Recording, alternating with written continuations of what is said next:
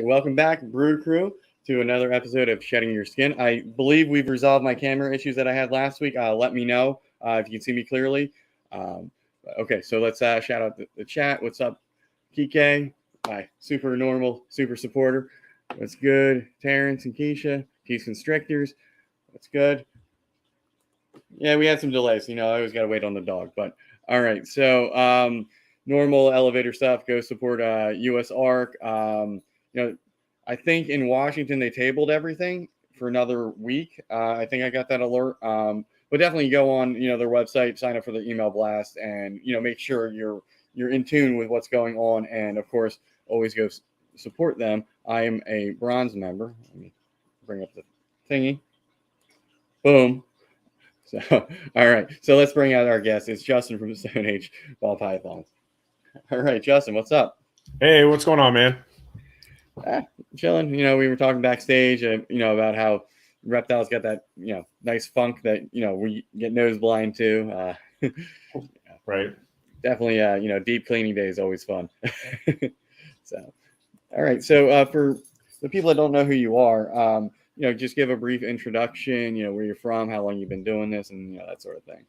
All right. Well, my name is Justin, Stoneage Ball Pythons. I've been in and out of breeding ball pythons since 2011.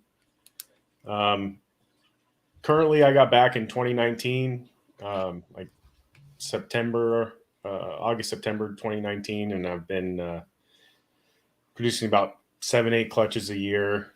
Okay. And I've had over the last couple of years, when I first got back in, I bought a lot of cool stuff, and they're starting to get to size and ready to go, and coming into what I think is going to be a good year for sure.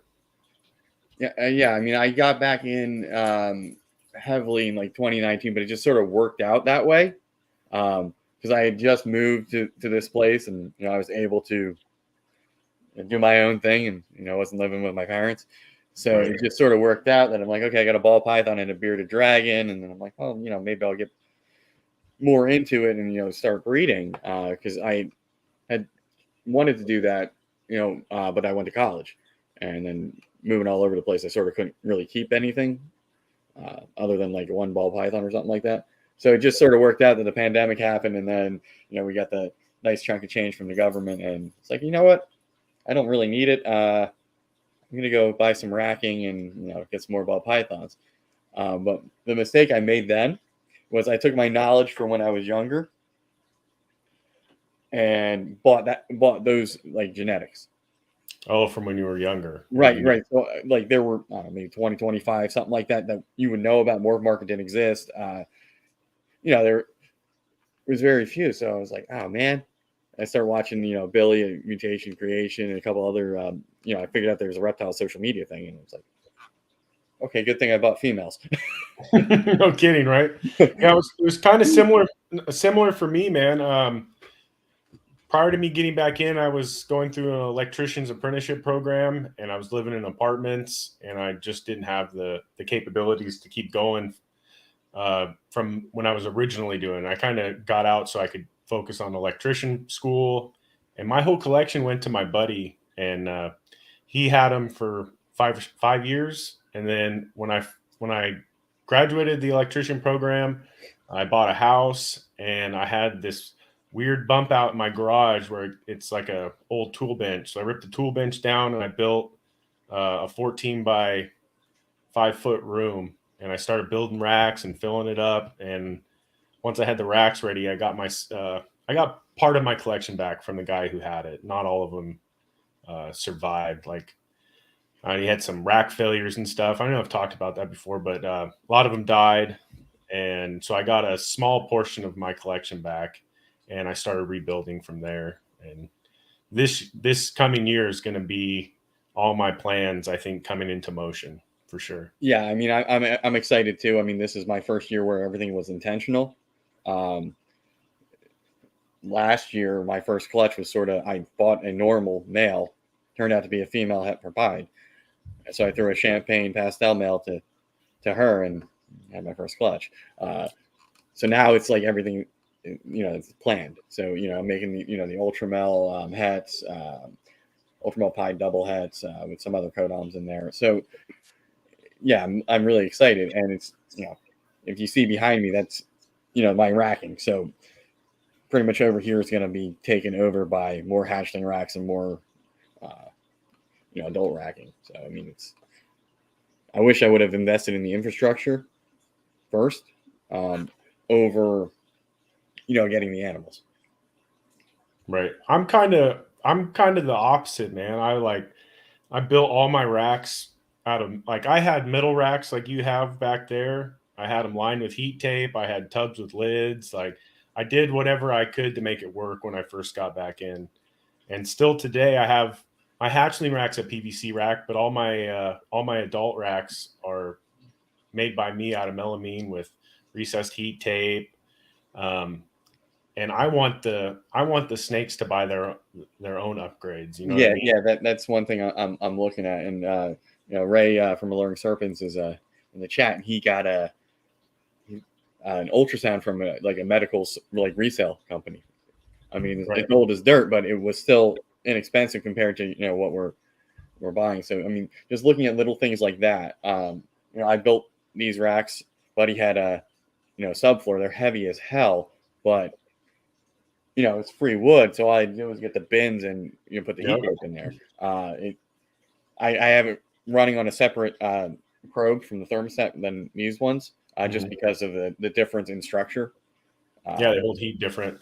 Dude, all my racks, all my melamine came off of one of my commercial job sites. They were throwing 5 sheets of melamine away, and I'm like, dude, don't throw this away. I'm taking them. And I was like, August, and that's really what jump started me rebuilding racks and getting my collection back and starting back up in it.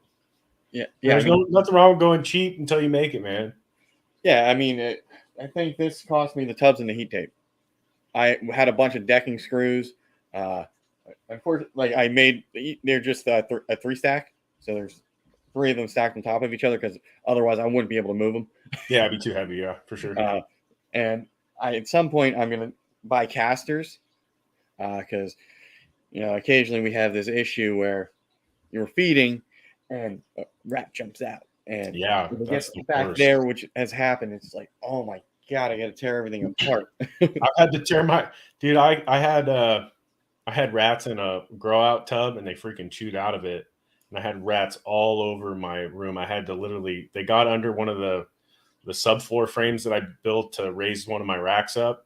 And they were all inside of it. And I had to pull every rack out. I'm like, all mine are 10 high, 8 high melamine racks. So it's a lot of work to get them moved. Yeah, definitely. So I mean, maybe next time I'm not going to use the 3/4 inch subfloor. Yeah, right. I think that's a little bit heavier than melamine. But, but again, if you have the ability to DIY, why not? Absolutely. DIY, why not? If I could build a PVC enclosure like this, I get so on the part you can't see is a bunch of glass enclosures with lizards, right? And I could fit all of them on that wall in a setup like this. But that's I want to say $800 some odd in PVC caging, right, for pets, and I already have the enclosure, so it's a space issue. So that. I run into.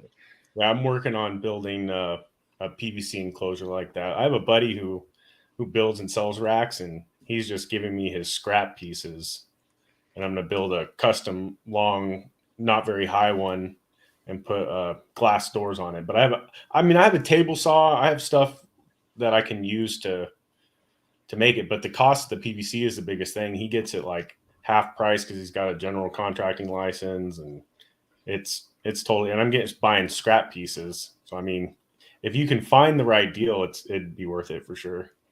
Oh, definitely. I was like, hey mom, do you have sweater bins lying around? Even the shoebox bins. There's always about 5 of them, and any house is just filled with random computer cords that you don't need. Yep. But I did find, I forget what the hell the name of the store is. But the Container Shop, I think, where you can buy all the different, sizes. Plus, you can order from Freedom Breeder or ARS, and all mine are Walmart, Like I have two 40-quart Walmart underbed boxes, which are like 33 inches long, 17 wide, and like 6 high. And they're like $8 a piece. All my 28 quarts are Walmart Sterilite. I just built the racks around the tubs, and you can buy like a 32 pack of tubs and get them really, really cheap. Yeah. So I mean, that's what I did for like the hatchling ones. They had like a pack of 6 at the Target. I'm like, that works. Right. And I was gonna initially build a hatchling rack out of this material, but I'm like, you know what, that's gonna be a pain, and I'd rather have that done professionally, so the heat and everything is so I'm not Right. running All my baby racks. I mean, I've built everything, but all of mine are back heat. So I just have like 12-inch heat tape running down the back, and that's worked perfect for me for all my hatchlings for the last 3 years. Everything eats great. Yeah, I think there was one of those like Wayfair or whatever that had a hatchling rack that was relatively cheap, and it had back heat, but like the heat tape they gave you like sucked. Right. I was thinking about doing that, and I'm like, I'm just gonna order from Sea Serpents. There was a little bit of a delay in getting it, which was kind of annoying. It was kind of everywhere. Everywhere was a delay there for a while.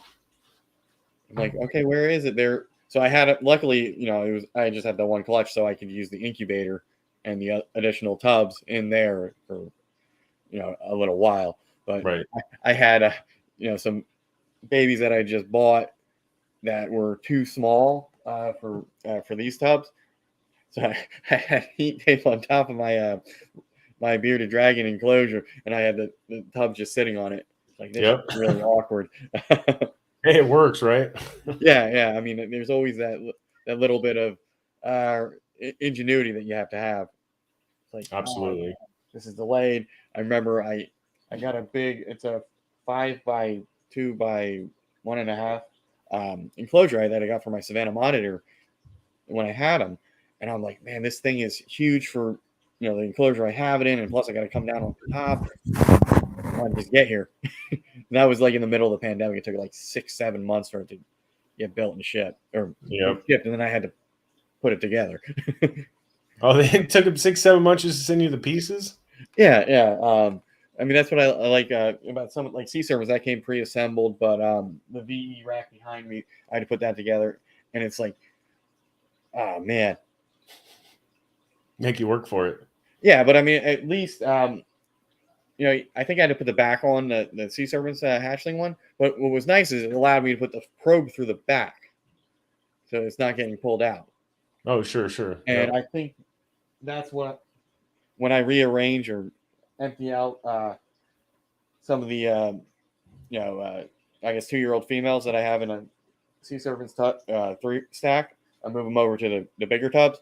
I think I'm going to pull that rack out, pull the probe, and then put it through the back because that's like my big fear is that probe comes out. And it overheats, yep. And sure, my Herpestat 2 is going to yell at me, but it's, and that'll shut off, which is nice. So, yeah, it's like my fear of, right. Like everything's like loose hanging out, do I drop a charger or something back there, or does something move and it gets pulled out? Yeah, that's scary for sure. I on the backs of my racks that I build, I use pegboard to enclose the back, and then I can just weave it through there. Oh, nice. Stick it under the heat tape, and it doesn't come out. But I've had them come out before when you have it cross taped on a piece of heat tape and something falls and pulls it out. It definitely happens. I've caught it quick enough, but it could have been worse for sure. Yeah, I forget which rack it was, but I'm like, what the hell's beeping? Like nothing should be beeping. I'm like, what the hell's going on? And then it turns out when I rearranged stuff, the probe got pulled. Yep. So now it's like all that silver heat tape just covering it, and it's like it's not moving anymore. But yeah, nail it down to the wood. Yeah, and I'm trying to like figure out because sometimes they have they're nice and smooth, sometimes they have that bulky little piece. So like if you want to, I have it positioned so the tub doesn't hit that, because sometimes it just will jostle it loose. Yep. All right. So aside from ball pythons, you keeping anything else? So here I have some leopard geckos. Just those I've had forever, and they're just here as pets, pretty much. I do have uh, a really cool male and a really cool female that I have together, but I haven't got any eggs out of it. Yeah, I think I'm on season 2 or 3 of them being able to, like, I just bought they're like het raptor. There's nothing special about them, but Right. I have a colony together, which, because they're pets and they're not separate. And the first season she looked like she was gonna go, and I got a desiccated. I missed when she laid, and then she went again last season, and it was a slug. I was like, Oh, okay.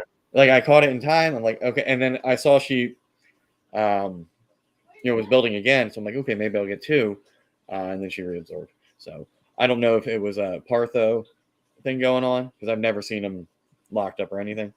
Right.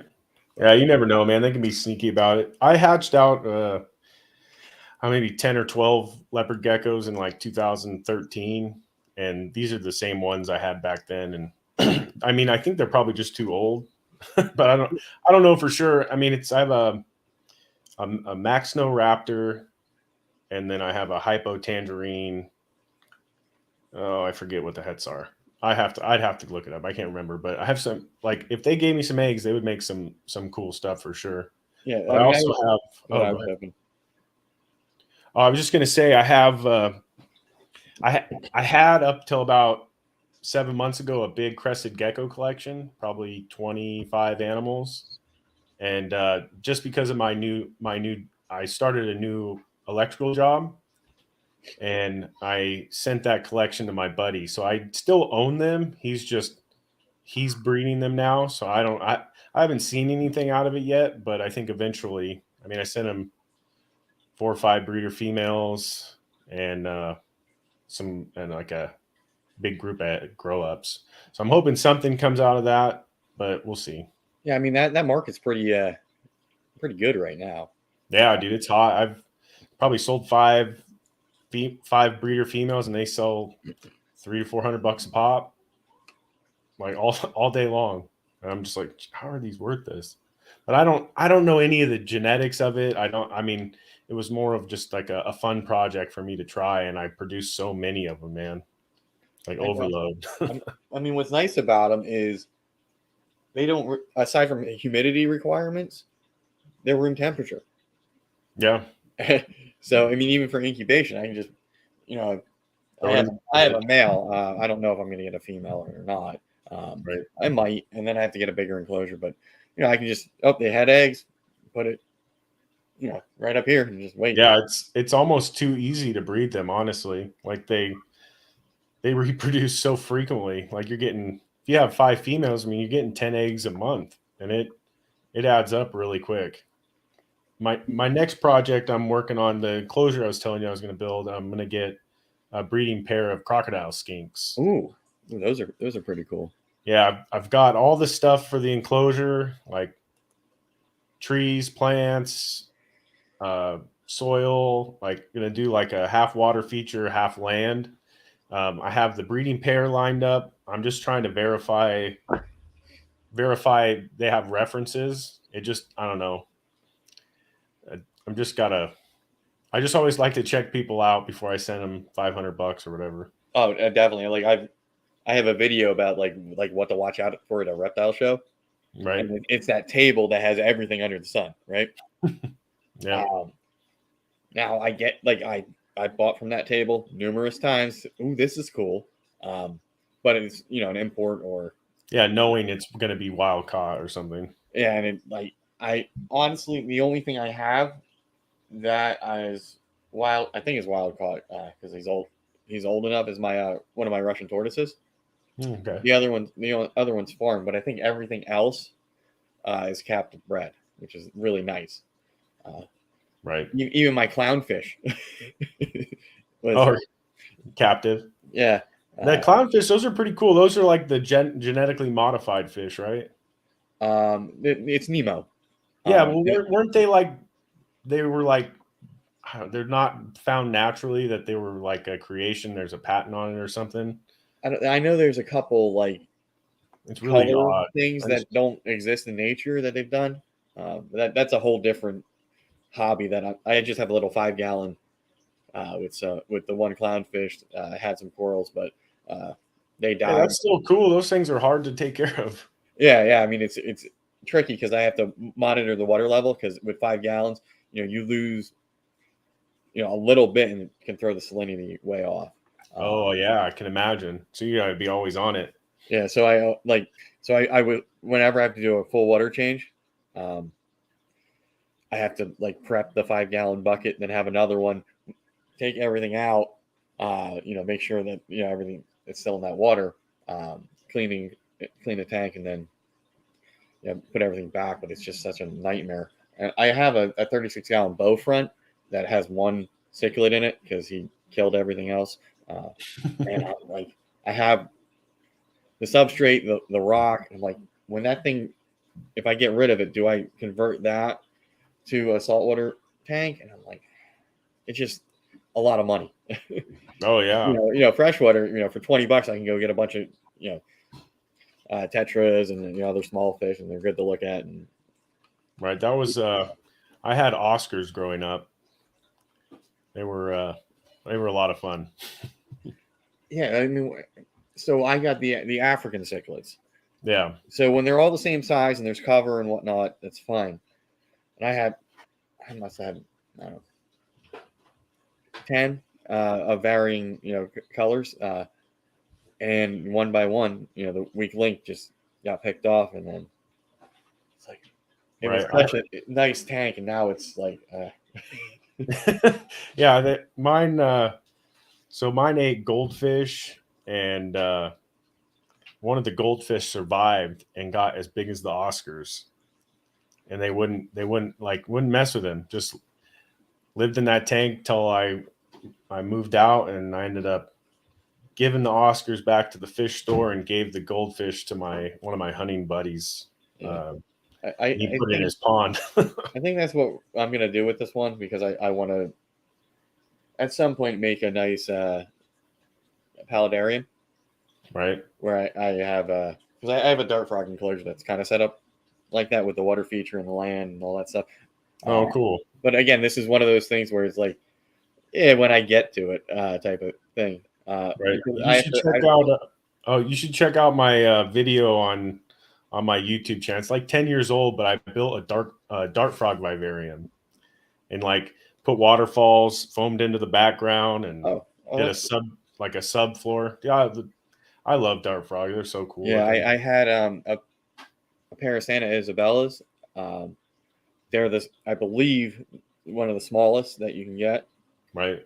So I have you can house like a pair in a 5 gallon. Oh wow, yeah. And I think I have some. I don't know. I have 10 gallon. I have some other stuff lying around, but I do want to get back into them because they're cool. And then it's a nice, one of those nice, like I can take them to my office and have a nice little enclosure to look at, show off, yeah, type of thing. Because I know I'll get some flack if I take the boa. But yeah, I'm trying to build a new reptile room. I'm going to take over the back corner of my garage, and once I do that, I'll have the ability to get other things. But I'm so tight on space, it's hard to have anything else really. Yeah, and like I was talking about earlier with all these glass enclosures, it's like, oh my god, like I can fit an ARS rack right here, but I got a big 55 gallon aquarium setup that has been converted to a bearded dragon enclosure. Right. Yeah, I guess it depends on what you want to do, honestly. Like you could, I mean, do you have room to put it somewhere else so you could fit that ARS rack there? Or would it be like you have to get rid of it? I think when we measured, I think they're like 55 and 3/4 inch wide. So which is nice. And then I think I can fit the ARS rack and then like the adult rack next to it.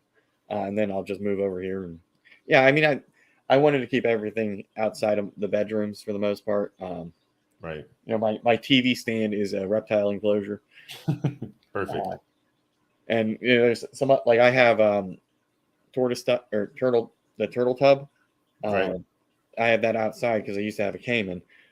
And that. Okay. Where are you from? And I'm from Pennsylvania, so I actually had to check because my buddy had two, and the one was getting out competed. So he's like, you know what, you're bored. It's the middle of the pandemic. I'll bring him down, and you can have fun. So I'm like, wait, hold on. I got to make sure I'm not in the city of Allentown, where they're illegal.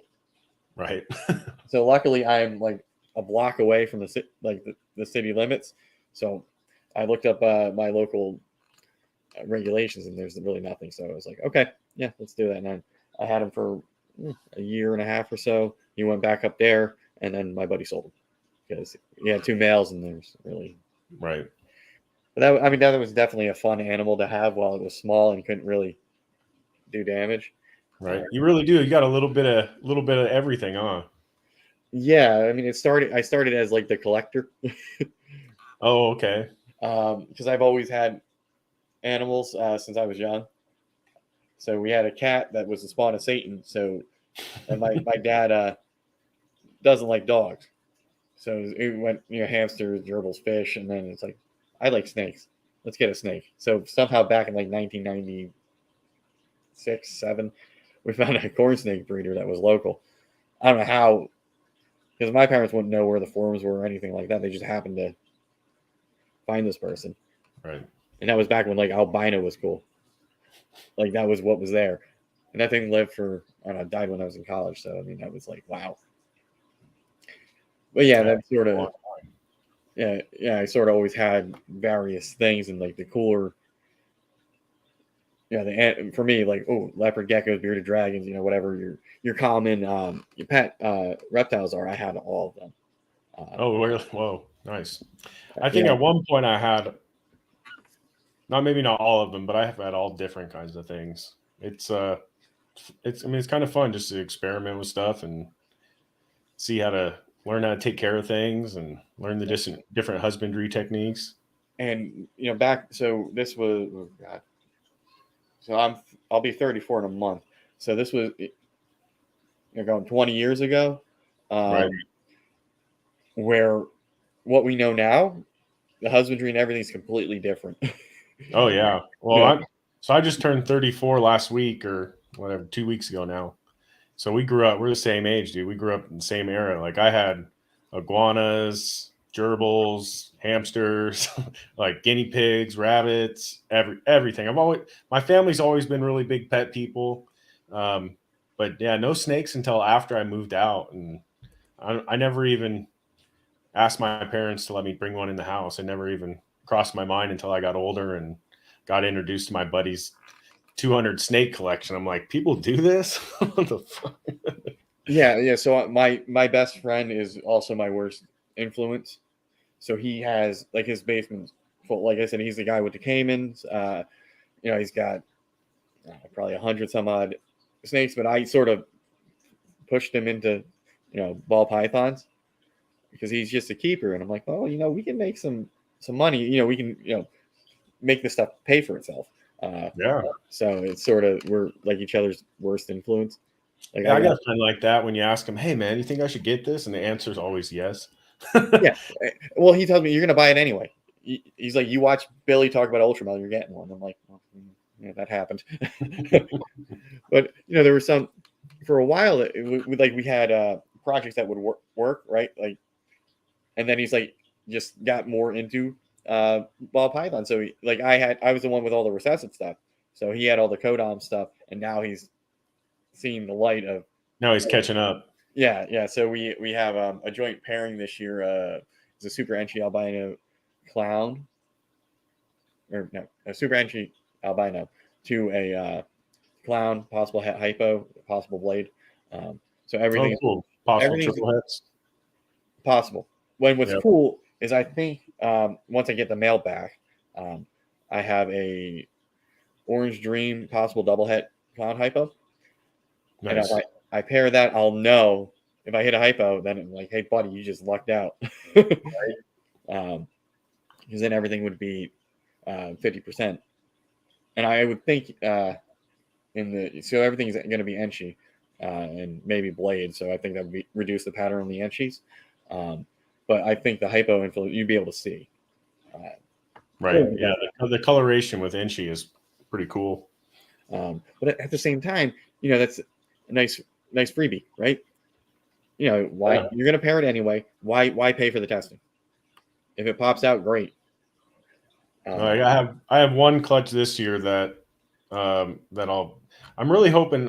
I thought the hypo test would be out by now, but I'm pairing a Enchi double het hypo pied to my clown pied boy, and going for pied het clowns, possible het hypo. So I'm hoping that we'll be able to test for hypo this year, but I'm not sure what's going on with it. Yeah, I'm sort of like I'm mixed because I'm going to do the pairing anyway, right? Right. So it's sort of like, why am I getting? I'm going to find out either way. Yeah, me, dude, I wouldn't have done the pairing. I got to have it in a visual form. Anything I produce, anything I produce over the last 3 years has been 100%. I don't know. I'm in that maybe old school mindset.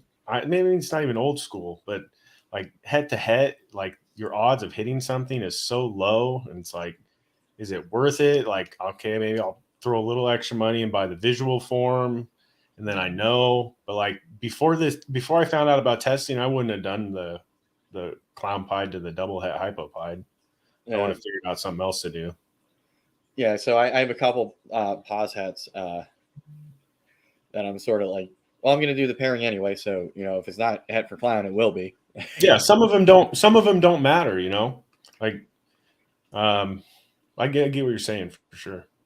You don't need a test for. Right, or like I found out that my normal was het for pied by throwing a champagne to it. Right. And it popped out, and it was cool because last night on Hair Down Fridays on Keith's channel, they had Billy from Mutation Creation on, and he got talking about champagne, and everybody's like looking at me because they know I hashed out a bunch. Right. So I got to show off, my male champagne het pied, and Billy's like, "Is there Mojave in there?" And I'm like, now I'm thinking, it's not in the normal. Is it in the? Is it my male champagne hiding something? And dude, he could. I don't know if you've seen, like, before my account went viral, I posted a lot. I only posted my content. I had the craziest looking male come from my champagne female. The craziest thing. It was just an OD Firefly to a champagne. I'll have to tag you in it so you can see it. But it's like half the side of it's blown out, like ghost pattern, and then there's pattern on the other side.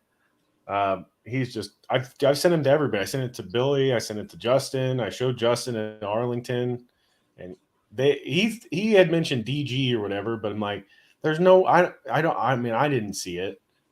But like, so now this season, I actually sent that male and the champagne female to my buddy Ball Morphs. Okay. And he's going to put that male back to the mom and then to a couple other females, and we're going to see what comes out, because it's the coolest looking thing. And my champagne is a female from, I think I got her in like 2012, so she's older stock. So it's like you never know what's in her. Yeah, and that's one of the, like, I bought a spot nose leopard that's, I'm going to say, het for pied, just looking at the ringer and the tracks, right? And there was no pied ever known in any of the Dude, there's been so many breeders like send stuff off and don't tell you what it is. I have one of my rat breeders, he bred two not normals, but like I forget what the codom combination was, but bred them together and popped out exanthics. He didn't even know either of them were het exanthic. Like, how the heck? Yeah. So there's so many different hets out there hidden in snakes that we have no idea about.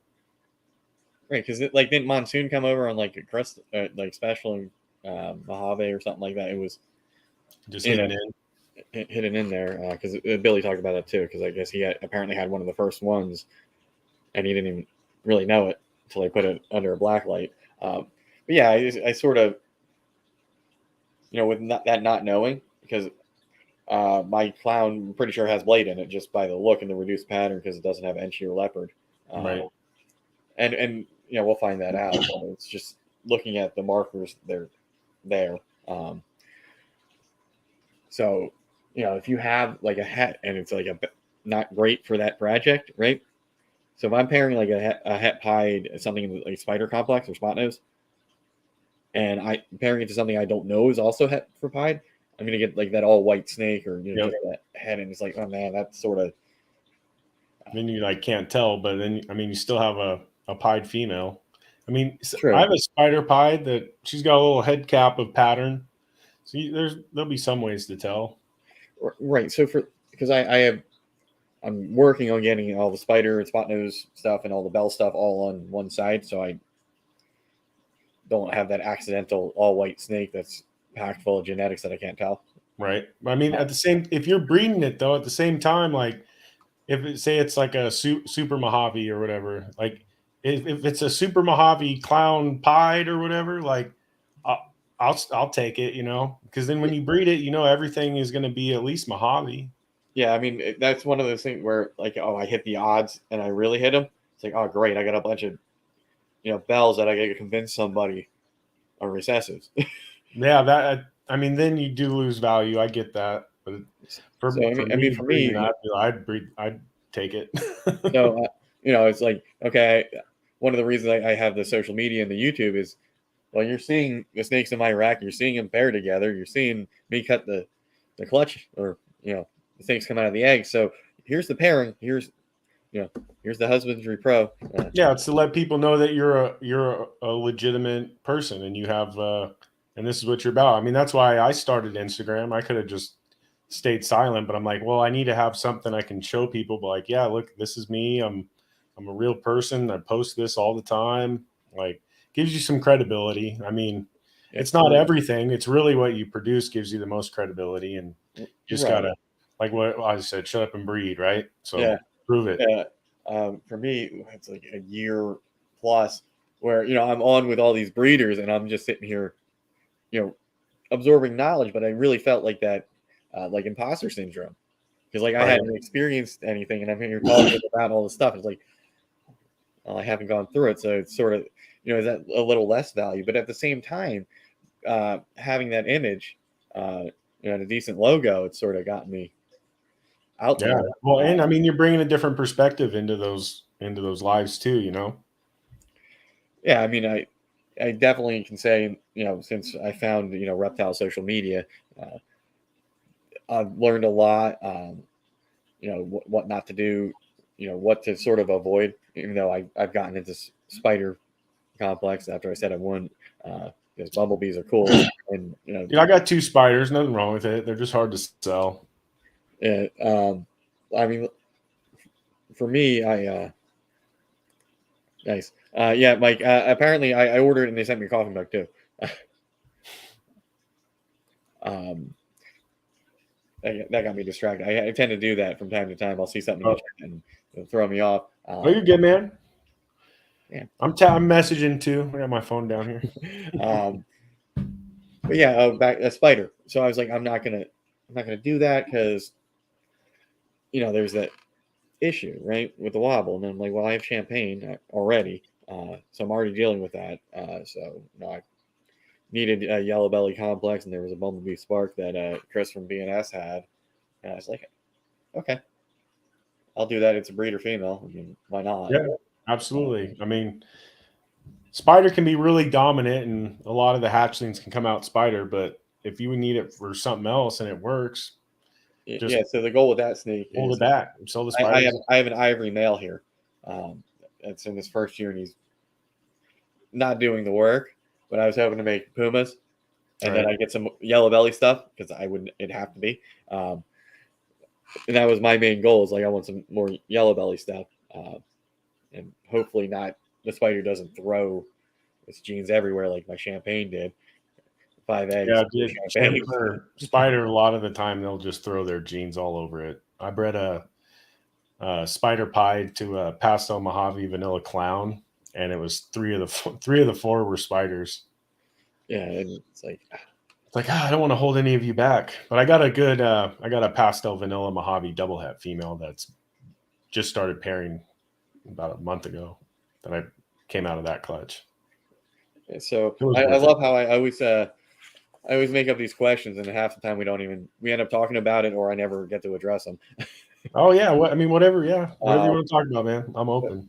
but I definitely like the more conversational thing where it's like not like, oh, hold on, I need to ask you Right, just this let it question. flow.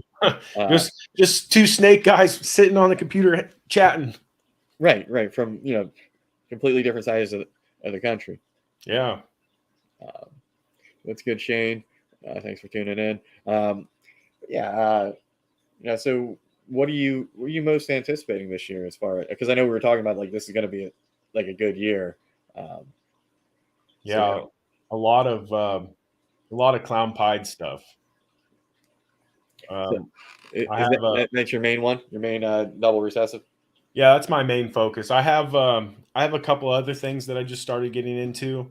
But when I first got back in, I was like definitely on the recessive train. I started buying pieds and clowns and like I have a quad codom gene het clown female that's breeder size right now.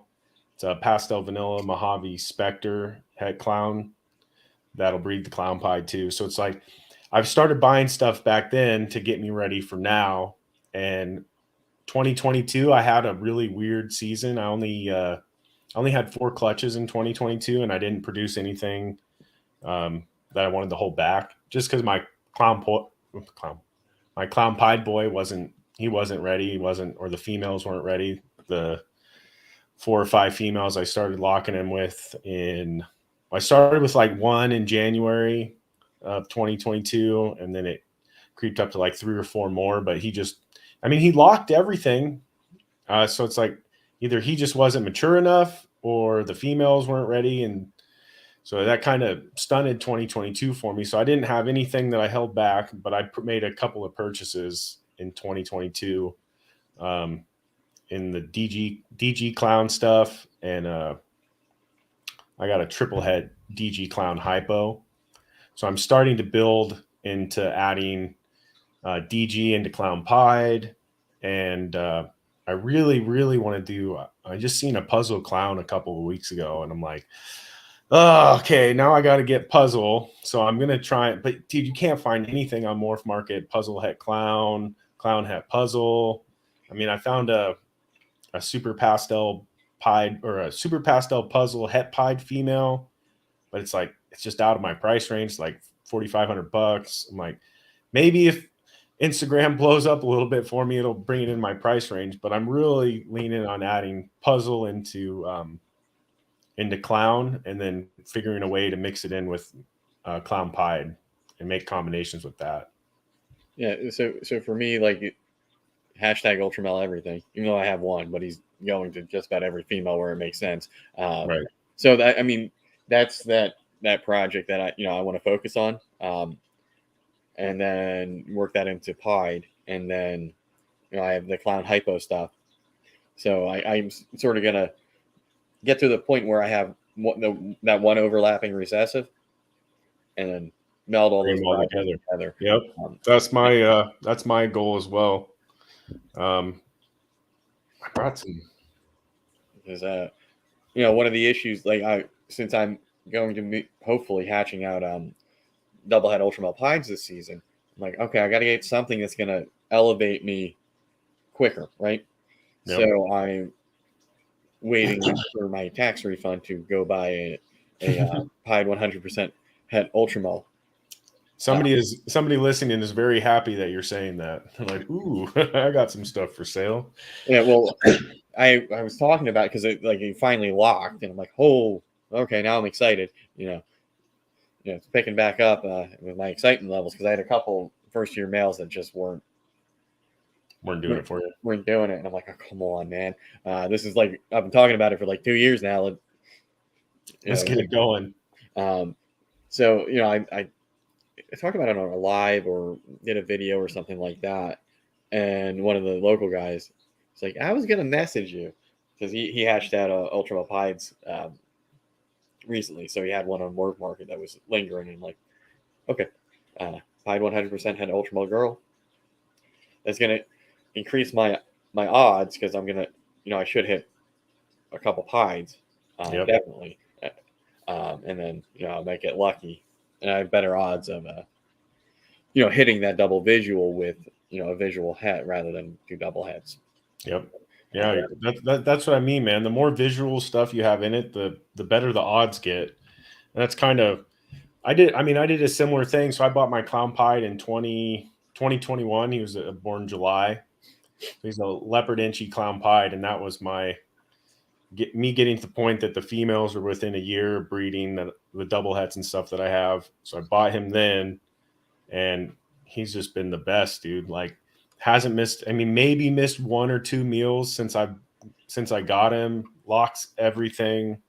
So it's like I do have clutches coming from him. Like I bred him to an inchy fire, so I'll make some super inchy leopard fires, double hets, and then my pastel vanilla Mojave Spectre het clown female is at like 35 millimeters. So I got a couple of cool things coming now that he bred those over 2022. So I kind of just try and pair stuff as I feel like it's ready or whatever. I'm not on a timeline. I'm not, okay, this is breeding season or whatever. It's just whenever I feel like they're ready to go. But now I got lucky. My buddy has an ultrasound. Let me borrow it, but I'm definitely buying my own ultrasound this month. It's a definite game changer, especially when you have a male that you need to put to a large amount of females. Right. Like, you're not wasting that pairing. Exactly. Oh, it's November, I got to start, and the female's nowhere near building or anything. And that's kind of, I think, maybe what happened to me in 2022, that the females that I paired him with just weren't ready, But now some of them are coming and giving me eggs now, early season, right, or really late season, however you want to look at it. Right. But yeah, having that ultrasound when you can see where your females are at is, I think it's a must-have. Once you get to a certain point, like say you get like a clown puzzle that you want to breed to 8 females or whatever, and you don't want any smaller, you don't want to waste them. Having an ultrasound and just knowing where your collection at is just a game changer, in my opinion. Right. So, for me, I'm going, okay, they're bowl wrapping, they're doing some sort of, or they go off food. Right. And that's how I've been doing it for the last 3 seasons. This is my 4th season back or whatever. It's just like, okay, they're at the front, they're bull wrapping, they're cold seeking. Okay, she's starting to build. You can see when stuff glows. Like, I've palpitated everything pretty much. I just ultrasounded for the first time in December. So it's like everything was like, okay, I can feel follicles. All right, well, I'll start pairing her now. And like, so it's once you, I could do it without the ultrasound. I just feel like the ultrasound is going to make it way easier. Right. And then okay, she started building, whatever month. It's like, okay, now I know, this time next year I'm going to start ultrasounding, this point, and then start pairing. Yep. They tend to follow a similar schedule.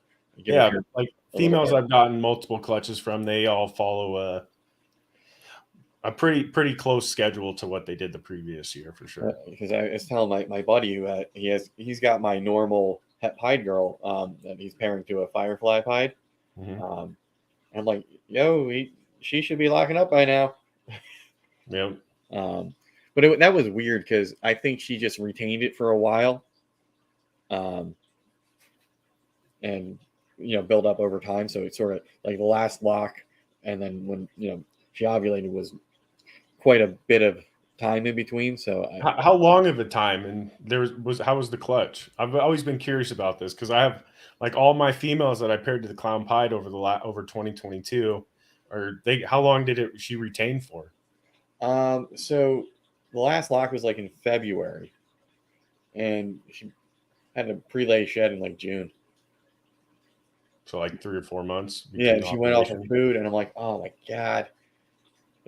Either she's going to reabsorb, or I'm, it's going to be not good, because she was up at, I think, 1,900 grams.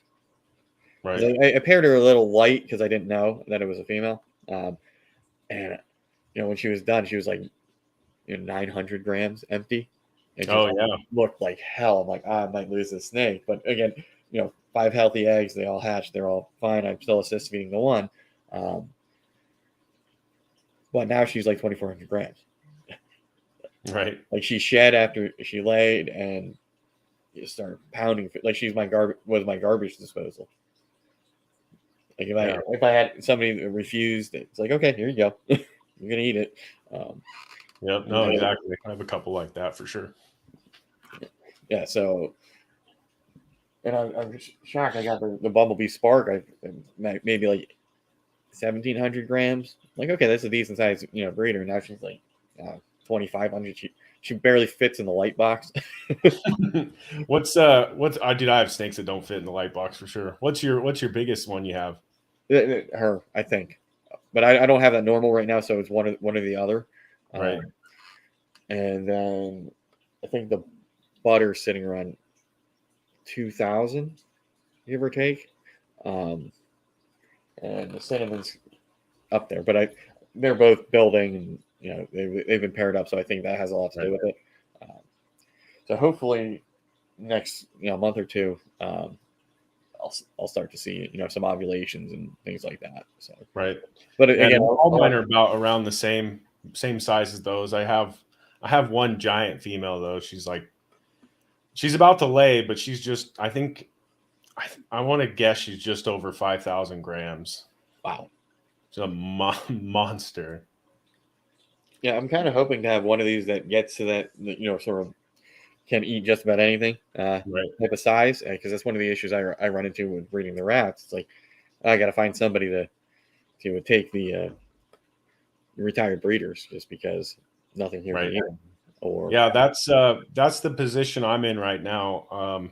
As stuff lays, I'm going to be getting rid of a lot of proven breeders. Like I still have stuff that's like I have. I mean, the two normals I have, they're the first ones I ever got, so I'm not going to get rid of them. But I have like yellow belly, single gene yellow bellies, couple of pastels. So it's like as I get like show snakes out of them, then I'm going to start moving them, because the other stuff I have now is getting bigger and able to take their place. Right. It's nice as you go through and you produce, like once you start producing like super cool stuff, you're like, are you going to be willing to get rid of your collection? Because I find myself having a hard time. Like, man, what do I want to get rid of? I mean, I don't know. Maybe I'm just more attached than everybody else. But it's kind of hard to be like, okay, who am I going to sell this one to? So I have a buddy who I have a 5-high PVC. I think it's like I forget. It's a brand of rack or whatever. It's like the gray tubs with the cup holders and pulls out or whatever. Okay. I'm giving that to a buddy, and he's going to take my retired breeders and he's going to do what he wants with them. So I'll have a place to send stuff to as I'm getting as they're outgrowing my collection. Right. Like I feel I tell everybody a majority of these things won't be here in the next few years. Right. Once if I have a cinnamon pinstripe head ultramel girl, the second that thing gives me eggs, that one can go because I don't need it. Or I'll work into a different project. But I say that now, but I have a hard enough time getting rid of some of these rats. Yeah. Or some of these other stuff, these other pet animals. It's like I've tried, on Craigslist or whatever. Hey, anybody interested in whatever? And it's like I get the run around, and then or push comes to shove, it's like, I might get back into that species. It's like, right. Yeah, I sell. I help my buddy sell rats, and I tell you, the people on Craigslist are so full of crap. Like, I'm like, yes, they're available, and then they want to like beat around the bush for 5 emails and then ghost you. You're like, why did you even wasting your time? Like, what was that? What was that about? Yeah, so for me, I'll try to move stuff through my social media, through the community, before I even go posting on like one of the Facebook groups or Craigslist. Dude, I've never sold anything through my Instagram. Nothing. Wow. Ever. I mean, I've given stuff away on my Instagram, but nobody's ever hit me up like, hey, I want to buy this. I mean, granted, I haven't produced super cool stuff yet. Like most of the stuff I produced the first 3 seasons were either holdbacks or they were like Orange Dream pet quality stuff. Because that's kind of how I built I started at the bottom. Like I started at the bottom. I got an Orange Dream Firefly. Started making all the different OD combos and selling pets, vending shows, and I literally saved up all my money from selling all those pets throughout COVID. Because, dude, when I got in, it's like I couldn't produce stuff fast enough to sell it. Like it just COVID worked really well for me, and I sold everything. And I'm pretty good with my snake money, not all the time, but I saved up enough to buy the clown pied from just stuff that I produced, and that was my. I mean, a lot of the double hets I either produced or I purchased, or the visual pieds and the visual clowns I purchased out of my own money. So I'm hoping to pay myself back eventually. But yeah, it's a lot of fun. Just assets. Your collection grows itself in a way. Yeah, and one of the things I might run into is everything drops at the same time. I'm fine with the incubator, but depending on how many hatchlings I have. Yeah, like you said, you're stacking tubs on top of bearded Right. dragon cages. Because I have. Yeah, I had a 32 and a 27 hatchling rack, and I sold those 2, and my buddy Q Ball hooked me up with like an old model rack, like 2 big hatchling racks that were like sagging in the middle. They were like from one of the first ones he ever made, and I tore them apart, cut them down, re-supported all the centers, and now I have 2 40 tub hatchling racks, so I can hold 80 hatchlings, and I'm going to build one more 10 high melamine rack, and I'll be at like 60 grow ups and adult breeders. So I'll be at like what I'm hoping it's enough to cover what I make, or if I can't move stuff quick enough. But yeah, I'm hoping to have a really good season. I know everybody always says that, but it's like prove it or whatever. But this is a lot of visual pieds that are het clown, a lot of clowns that are het pied. Anything clown pied, I'm keeping. Like you, I've done a couple of breeder loans. I have a sable clown female that I got in 2019, and I have her loaned out to my buddy Q Ball, and he's got a super pastel butter stranger het clown that's breeding her. So that'll be freaking exciting. I gave her to him about a year ago, and she didn't go the first year with him. So this is the year I'm hoping she goes, and I can get a pastel stranger sable clown male is what I'm hoping for. And then because I have a pastel het clown, I have like het clown stuff that would work perfect for him if I can just throw him at a visual clown or whatever. So then I can do my clown pied stuff and have the stranger clown stuff, and hopefully do puzzle clown too. But I brought some snakes in here to show you, and one of them is one of my newest purchases that I got on Black Friday, and that's what's bringing me into DG clown. Right. I do have one other one. I have a double het DG cryptic possible het pied female from Rip City Reptiles, and she's like 900 grams. So I'm like, now I need to find another male that's going to work well with all that. So I'm trying to, hopefully this season's good and I can sell enough stuff to maybe get like a DG clown het something. I don't know. We'll see what it turns into. Yeah, my goal is, for this year is to reinvest everything, pretty much, but make it to the point where I have to, get my licensing and do my LLC. Right. Yeah, I did that for the first time last year. I just officially registered with the state of Oregon, and this is the first year I'm filing taxes. Yeah. So for me, what I make, it doesn't really make sense for me to personally write off the stuff right now. Right. But especially with standard deductions, man, you really, it's not enough. yeah, I have to spend quite a bit, and I don't think I cover that. Yeah, that's pretty much why I did it as well, because like I can't write anything off on my personal taxes, but now that I'm an actual business, I can like. So my main reason to do it was I made more on Instagram last year than I did selling snakes, and it's like I had to find a way to write everything off so I don't have to pay taxes on that money. So that's Right. why I bought a bunch of stuff on Black Friday, and I used that Instagram money to do the Arlington show last fall. And it's like once you're a registered businessman, you can write all that stuff off. Because I mean, it's like either you're going to have to give it to the government in taxes, or you're going to take a trip to a reptile conference, or buy a new rack, or buy a new snake. Like I don't want to give the government any of my money. They take enough of it out of my paycheck. Why would I want to give them any of my business money? I mean, you at some point, I think you can do like 3 to 5 years without showing a profit, where they start saying, "Hey, you're a hobby." I'm not a financial advisor. Don't take this advice. Ask somebody else.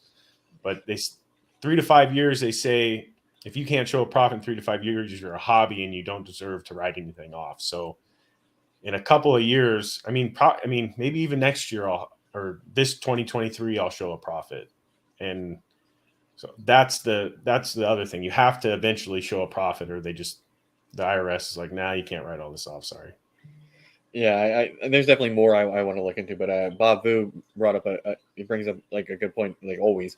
So if you have a space and you're buying like rodent food or bedding or whatever, just buy in bulk and then sell it at cost, because then you get the write off and the tax free money coming back in. So I mean that's Yep. something I want to do. If I'm selling people rats, whether they're feeding or breeding, oh hey, I have a pallet of Kalmbach here, take a 50-pound bag. Yep. And you can get such good deals, like if you buy 4 pallets of it or whatever, but you have to have the place to store it. You have to have a forklift to take it off the truck. There's a lot of requirements and a lot of money you have to spend up front. Like they won't just drop a pallet off at your front door. You have to have the forklift to get it off of the Right. truck. And so then those aren't cheap, and it's hard to rent them or hard to find them. They're not very available. So, I mean, there's benefits, but there's also costs. But if you get get 4 pallets of a rodent food, you can get it so cheap. Yeah, right now I'm just ordering from Chewy because I'm just feeding my stuff. Right. I know that guy, that UPS or FedEx guy, he hates me because like I'll get like 150 pounds at a time plus dog food, and it's like he's got Like, I don't want to work out today, man. he's got to schlep like 4 boxes that are 50 pounds each. Right. Yeah, so the one day I caught him like, sorry, dude. Stan's got a question for you about making money on Instagram. When you post reels, I got invited to Reels Bonus probably like 10 months ago. So they give me a certain amount of money per view. Okay, I think a bug just flew across my camera. That was weird. Yeah, it's sort of like on YouTube, you got to hit a certain benchmark before you get invited. Yeah, like I've been talking to people about. I don't know what the benchmark is anymore. It used to be 10,000 followers, and then when Reels first came out, pretty much everybody I knew that had over 10,000, they did get invited to Reels. But now I know guys that have 20,000 or hundreds of thousands, and they haven't been monetized yet on Instagram. So I don't know what the deal is. Yeah, if it has to do with the content you're putting up, I just don't know. Yeah, because I have I forget what Instagram account I have, but I can get the insights and all that stuff, and I look and it's like, ooh, monetization. I go to click on it, and then it's like, oh, not available or whatever. Yeah, it tells me all this stuff, and then when I go click on it, it's like, no, not for you, not yet. That still shows up on your account. Somebody just told me that wasn't there anymore. Oh, maybe where it says like Reels bonus subscription, blah blah blah. It might have changed. It's been a while since I looked at it because they changed some sort of policy, and I had to look at it. Right. Yeah, I have subscriptions on my channel, but I haven't had any subscribers. unfortunately. My following on my viral account, I guess we can kind of talk about that a little bit. It's not snake people. It's not. I mean, I know you follow me or whatever, but the majority of my followers are random people throughout the whole world. So my account went viral in 2022 off of my content. It got up to like, I think at one point it was at 49.5 thousand followers, and then it dropped a little bit to 48. And I just started thinking like, well, what can I post to reach the 95% of my followers who aren't snake people, that aren't into my clown pie to pastel vanilla Mojave doublehead? Like, they don't give a crap about that, you know? So that's when I started seeing like remix videos pop up, and I'm like, well, those get a lot of traction. I'll try that. And that was that was like the 27th, I think, is the first remix video I posted. And the first 3 remix videos I posted got like 6 million views. Wow. And I was like, what? Okay. I guess then I'm like, okay, well, I'm going to change this account and just post those viral videos. And in January, I had 40 million views on my reels, and I've had like 12 million so far this month or something like that. I'm So just it's happy like to get like 1,000.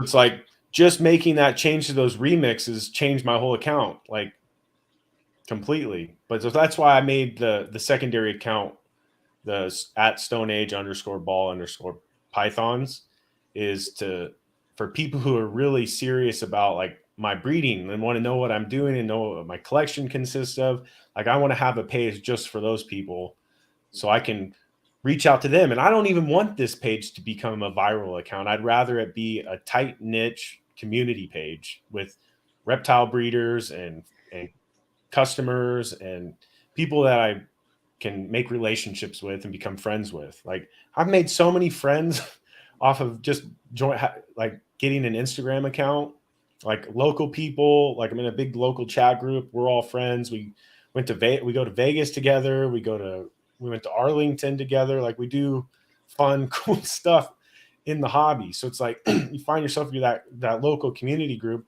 I wouldn't have found it without Instagram. Maybe going to the shows, but it's like, would those guys have talked to me? I mean, sure, after I was there a while, but I wouldn't have been able to make all these connections at all. I agree with that. Like, so Jeremy Warfel had a barbecue last summer. He's doing it again this year. Chris from BNS Reptilia is doing one in May. So, without being on, I probably would have seen these people, by virtue of going to shows and whatnot, but I wouldn't know that. So now, like, we have a group chat with local breeders, and mostly it's just us ripping on each other. But it always comes back to the ball python stuff or reptile stuff. But it's just been like nice that I have people that I can go hang out with, outside of my friend group who's not really into reptiles. So it's nice to have that.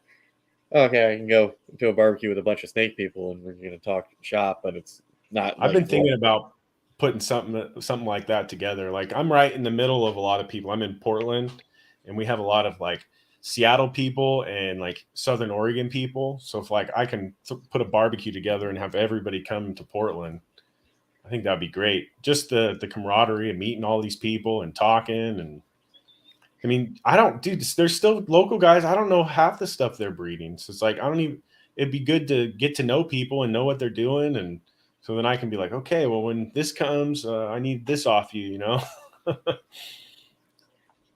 just for that, but to make friends too. It's a lot of fun. And, for them, they got a customer, because I feel like we trade money and snakes and other things back and forth. Right.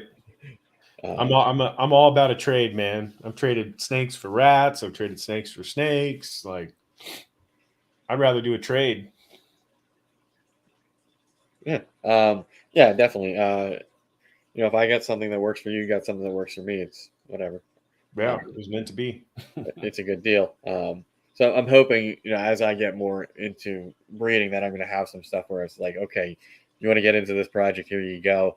You have something I want. That's been my issue the last 3 years. Nobody wanted anything I produced.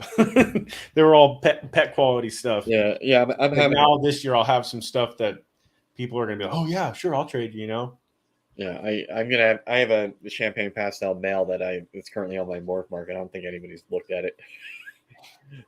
So yeah, that might have to. Not a morph market, dude. So like I said, I only produced 4 clutches last year, so I'm really limited on what I have, and now I just had 1 more clutch hatch out, so I have 4 more out of that. Like I have maybe eight snakes available. I haven't got a morph market message in months. I vend all the shows in Portland, and if I don't have enough to vend, I'll help other people at their table, and they'll let me put snakes on their table. That's been my go-to. I've only had my own booth a couple of times, but I have enough friends. Like if they have extra space, I can throw a display up. Or I've been vending a lot with Cue Ball Morphs. He's got a monstrous, huge, really cool collection. That's one guy I've been wanting. I listen to all the podcasts, man. I love them. I love hearing people's perspectives, what people's projects are, figuring out what they're about. Like nobody's got him on, and he's just like a little hidden gem of crazy. Like he's got visual stranger clown shit. Yeah, I mean, there's puzzle stuff, rainbow stuff, like cool. I mean, like he's gotten his collection from the coolest of the coolest collections, and he's like one of the bigger guys locally. Has the most stuff for sale at shows, the coolest stuff. Like I want to see him get on one of these. I think he'd be fun. He's a cool guy. Yeah, I'm always amazed, to go now. Not that your Instagram or social media following dictates how well you are doing this or what's in your collection, but it's interesting for me to see people that nobody really knows of. They come on, a show, and you start seeing all their animals, and, maybe some stuff that they're not taking pictures of or whatnot, and it's just like, oh, there's some heat. Dude, I got on this guy's case. Like, we're really good friends, man. Like, we talk almost at least a few times a week, or at one point, I think it was like every day.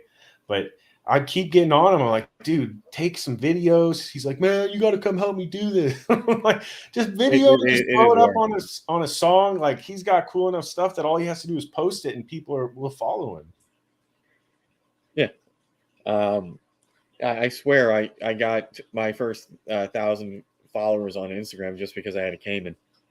Right. It's like, dude, my first like 3,000 or 4,000 followers was a grind. Like it took 2 years to get 4,000. I had 4,000 right before my reels started going viral, but that was a grind. That's following a lot of people following me back, interacting. Like it was a grind. Like now I'm just like, okay, I went up another 1,000 today. Okay, cool. Yeah, that's I guess for you. I mean, you were, I think, when you were in Ozzy's Discord. Yeah, I still am. Yeah. And you hit like 50,000, and like shortly. Oh yeah. Shortly thereafter, it was like 100,000. I know. I posted it, and then like within. Dude, it was like 6 weeks going from 50 to like 155. It was so quick. And I remember I posted that in the Discord, and so was that you that commented back on it? I saw it. I don't remember. Somebody commented back who said, "Whoa, that was quick" or something, It might have been me. My bank has an issue with Patreon right now. Oh, okay. I don't know what the heck's going on, but it won't let me pay for memberships right now. Oh no. And Patreon really hasn't helped me, so I don't know, maybe I need a new card or something like that. I don't know. So that's on a pause, but I did like when I was in that Discord, and then I was like, oh, well, I'm not a member of the Patreon anymore. Okay, I probably should leave. Because you're often not, like, I was in Billy's Discord for like a year, and I wasn't even in the Patreon anymore. And right. All right, I'm in here. I should, I'm not paying for this, so I probably should have access to it. So that type of thing. You never know. Billy might be nice and say, "Hey, yeah, it's all right, you can stay," or Ozzy might say that too. You never know. Yeah, I'm sure that they don't mind. But like last night, it was cool to talk to Billy about champagne on Terrence the Keystone Richard show. That was right. Like, Get all fanboyish. Yeah, well, Billy was just talking, and we're all just sitting there staring. Hey, Billy. Oh, I was like, when I left, I was like geeking out. I'm like, oh, that was cool. You're like, did this really happen? What the heck?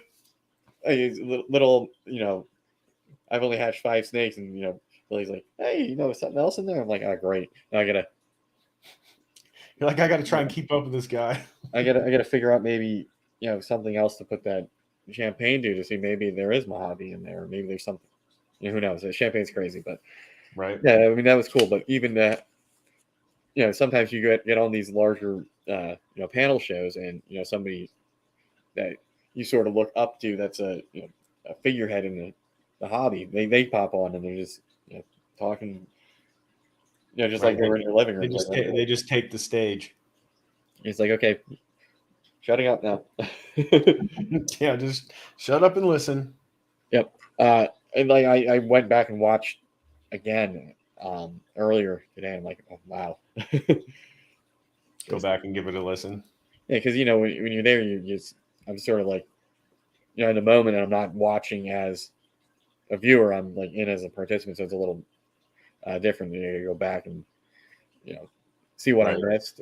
Dude, I'm stoked, Billy. I'm stoked Billy's bringing back his Monday podcast, because I used to listen to that religiously every Monday, and then I'm like, then he disappeared, and I'm like, oh no, and that's when I started like looking for other podcasts. Like maybe 4 months ago, I started like really getting into finding other podcasts and listening. Like, yeah, I mean, I like popping in, because you have everybody's at like a different level, a different stage, and you have some people that are like very charismatic and good at doing this, and then you have other people that are more introverted and it's like, here's my snakes, right, type of thing. Look at it. Right. But for me, I've definitely, like, I have a ring light behind me. I've definitely tried to improve, how I look, as far as, when I'm showing something off. If I'm like a guest anymore, I bring out the light box. I set up a different camera. I want to make sure you're seeing, right. No, that's cool. The best I can do. It's kind of like, because I'm on a little table right now on a laptop, so it gets kind of like cumbersome to set everything up. But yeah, I mean, I'm trying to be more professional with this. I probably should get something besides a sticker board behind me with my logo on it, and I still have to figure out, because if you see, if I move my hands, and the lighting will adjust. Shadows, so, yeah. So I did find out I can go in. There's a program where I can adjust everything on the camera. So I've been trying to tinker with that, so I get the right exposure and white balance things. Oh, and it just sets it in place for the whole right, video. right. So you change the default settings. Yeah, so I have I got the light box. I got a better ring light. Get the ridiculous microphone. Yeah, I don't know if you can see mine. I had been contemplating doing a podcast for like the last 5 months. Like, I got everything to do it. I got my mic, I got lighting. This is like my computer room, dual monitors. I'm set. Yeah, I just haven't pulled the trigger on it. It's the one. It's a commitment, man. Like, it's a big commitment. Like, I have a full-time job. I have 3 kids. Like, I have dogs. I have chickens. I got a house. It's just, I don't want to just do it for a little bit and then disappear. I want to, if I'm going to do it, I got to be all in, Yeah, I'm sort of forcing myself, and plus I switched time. So like that Sunday at 6:30, whenever I used to be on, that was a great time for me, because generally I would miss maybe one football game or something. Not that big of a deal. But now I'm on a Saturday, so it's sort of, I have to plan around right in the middle of your weekend. Time. But the time slot is better, because I can get I've had Big Mike from England on. I can have people on the West Coast. Right. It's still early enough. So why did you move it from Sunday to Saturday and not just earlier on Sunday? Is it just like a traffic thing? So in our group, we sort of try to space out our shows, so we're not. Oh, so you guys don't overlap. So there was an issue with F&A Balls. Their show sort of would bump into mine. Right. And I was sort of like stuck. Like 90 minutes was like the longest I could go, because then people, are hopping off to watch Jeremy Warfel or another show. So now, there's really nothing that, to my knowledge, in this time slot. So, as I grow, hopefully I can bring more people in. Though if you're, on the East Coast like me, it's in the middle of your day, you could be off doing something. Or, if there's college football or something like that, I got to work around. Plus, reptile shows. So anytime there's a big show, I'm sort of like, I know I'm not going to. I want to rush home and do a show Sunday night. I mean, those are the weekends where you just got to take the weekend off or something. So anytime I have plans for a Saturday, it's like, okay, I got to find somebody to do like a pre-record, which is kind of, it is what it is. I got to do something to keep that. There's nothing wrong with them, but the lives are just, I think, are a lot better. Right. And if I'm busy, I'm not going to be in the chat and be active, which is kind of, I'm sitting, in Tulsa watching, I don't know what round of college wrestling. Am I going to be on my phone, trying to figure out what's going on? Right. In my pre-record. So I think I might just do like a video, like a longer type thing. Like a long format video. Yeah, I've been wanting to do a breakdown of rodent breeding. There you go. So if you can do it, just that'll keep people intrigued and watch through the whole video and help with watch time. I get it. Right, and go through the, here's what I'm spending. Here's my initial startup cost. I mean, I did a video a while ago when I upgraded the racking, but just here's at the end of the day, say I'm producing 100 rodents a month. Here's all my costs. Here's what it is. I'm paying 50 cents compared to $6. It's that big of a difference. So it's something like that. But I still have to figure out, because sometimes you're going to have plans on a Saturday and it just doesn't work. But God forbid you miss something in your normal time slot. Right. YouTube doesn't really like that, because I stopped doing. Normally I have a video come out on a Tuesday, but I ran out of stuff to film, and I didn't really want to regurgitate stuff like I do with my shorts. Right. Oh, here's this snake. Okay, get me my 1,000 views, and we'll see you tomorrow with a different snake. Same thing, but make like a long form video of you showing off like multiple snakes, and then just turn it into shorts. Yeah, I think that's what I'm going to start doing. Check out my video. It makes it a lot easier, and then link the short to the video. Okay. We've made it almost 90 minutes, and I don't think we've shown off a snake.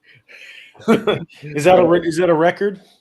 No, I've had ones where we didn't even show an animal, unless the boa came out and you can see him.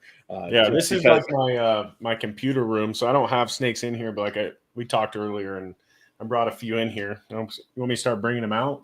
Yeah, definitely. I'll put you on the bigger. All right. On the bigger screen. See what you got. All right. So the first one, this is my best one in my collection. This is my quad het normal. This is the first female I bought in 2011. Yeah, me and my girlfriend, now my wife, we bought two female normal ball pythons. This is one of them. Let's see if I can't move that lighting a little bit.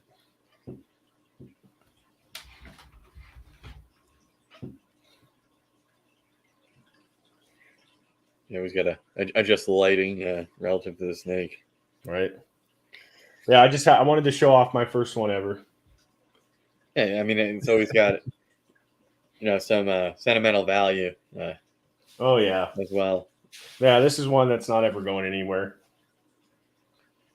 Then I did bring out some cooler stuff, I promise. I just wanted, like, one time just have a bunch of normal hats for everything and just. Yeah, this is my coolest stuff. A bunch of normals. Yeah, I don't have any like normal double hets or normal triple hets. They all have something in them, at least one gene. Yeah, I don't think. I think it'll take me like 3 years before I can actually produce a normal based on pairings. Right. All right. So this one is out of my most recent clutch. It's OD Fire Yellow Belly to that normal. This is the mom of this clutch. Okay. So it was a dual sired clutch. I had a pastel OD Fire, and then I had an OD Fire Yellow Belly male, and I had 2 orange dreams, a yellow belly, and then this pastel OD. Let me unclick this light real quick. Maybe this will help.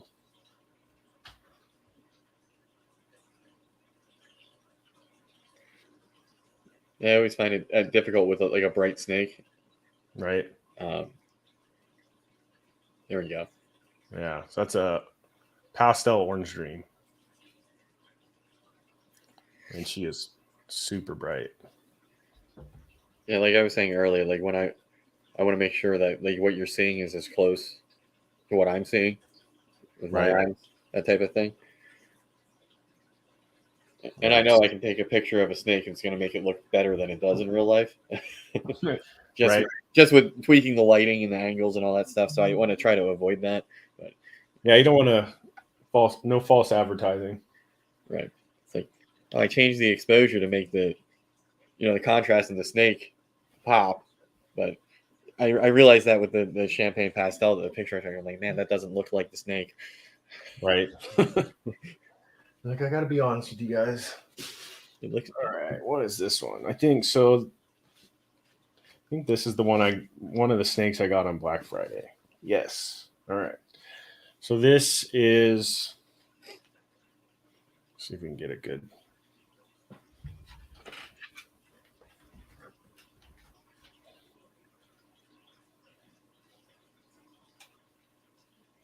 So that's a pastel pinstripe acid double het DG clown female.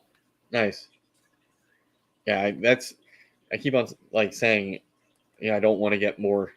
I'm not buying anything, but I do need I want to get like an acid or a stranger male with, a lot of power.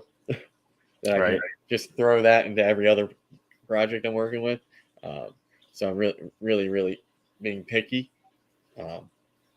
Yeah, I've bought I have a couple of people I buy stuff from locally, but I've only bought, including the clown pied, 4 new snakes in the last year and a half. I'm really picky. Yeah, before it was like, okay, that's a good deal. I'm going to jump on that. And then I'm like, okay, I can back end to, it'll work with Ultramel, so that's fine type of thing. And now it's like, okay, I got to be more targeted and I just can't get into a project without having a plan for it.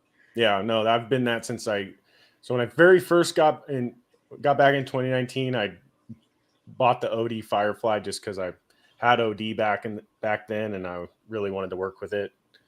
But after that, dude, it was all specific purchases for projects. Like there was no impulse buys for me. There was nothing crazy like that. But yeah, this is a big part of the future for Stoneage for sure. She's gonna, like, if I can get like a DG clown male something and put that to her, and then I have pastel triple het DG clown hypo female that I just got on Black Friday. I didn't bring her out. She's just a pastel. Yeah, dude, I love pastel. I'm never not going to work with pastel. Yeah, I have a bunch of supers and I produced even more pastels that I didn't need. But just looking at like the line I have in my champagne male, I don't want to like some of the. But some of the other ones, like I have a pastel that looks like a super pastel. Right. And so I'm really excited, 2 years when that thing grows up to see what the heck pops out. Since, at that point it might be in my best interest just to throw a super pastel to her to see what. Right. Some of the things with super pastel, sometimes you want to make combos that don't have pastel in it. So that's where I have a hard time holding back super pastels, just because I mean, pretty much anything I'm breeding now is I want to hold something back out of it. So it's like I want it. If I need a combo without pastel in it, then super pastel is not going to get the job done, you know. Right. But if you're all right with everything being pastel, then super pastel's fine, you know. So this is one I produced in 2020, and she's ready to breed now. But this is a black pastel Mojave het clown female. Black pastel and spider are my favorite. Do you have any Barnhart line black pastel? So this one is a 20, or the mom to this one was a 29 or 2009 line black pastel from Outback, and I don't know what line came out of Outback, so I have no idea. But I always think that my black pastel looks a lot cooler than a lot of the stuff that pops up. So, but I don't have any lineage for it. Okay. Yeah, I got a few snakes from I think XYZ, and I'm never buying from them ever. But again, you know, lack of knowledge at the time I got back in. It's like, oh, there's a website I can just order and they get shipped here, easy peasy. Right. Oh, what's this 3 grab bag? I'll sign up for that. And then, you know, I ordered a bunch from Dynasty just because Chun works with a lot of the stuff that I like. And now it's sort of like, I got to pivot away from the, you know, that sort of stuff. Right.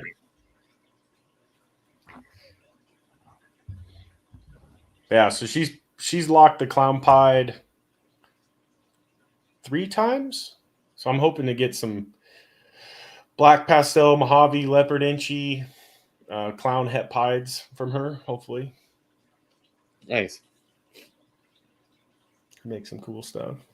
And then so after this one I have one more. I have my clown pied boy that I'll show off.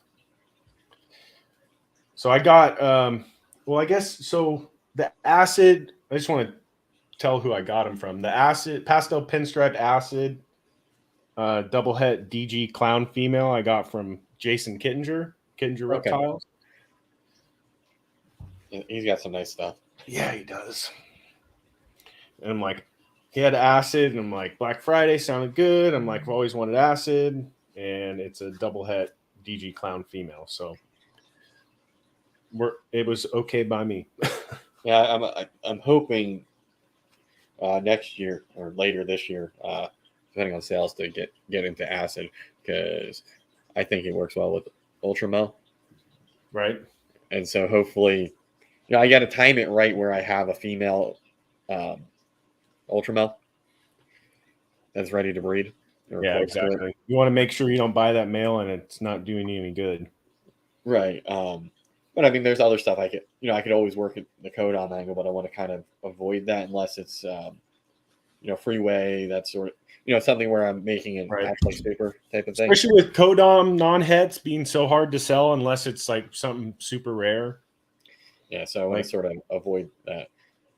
But if you're getting a cinnamon pinstripe for Ultramel, that's a lot better. Right. So this is leopard inchy clown pied. Nice. You definitely.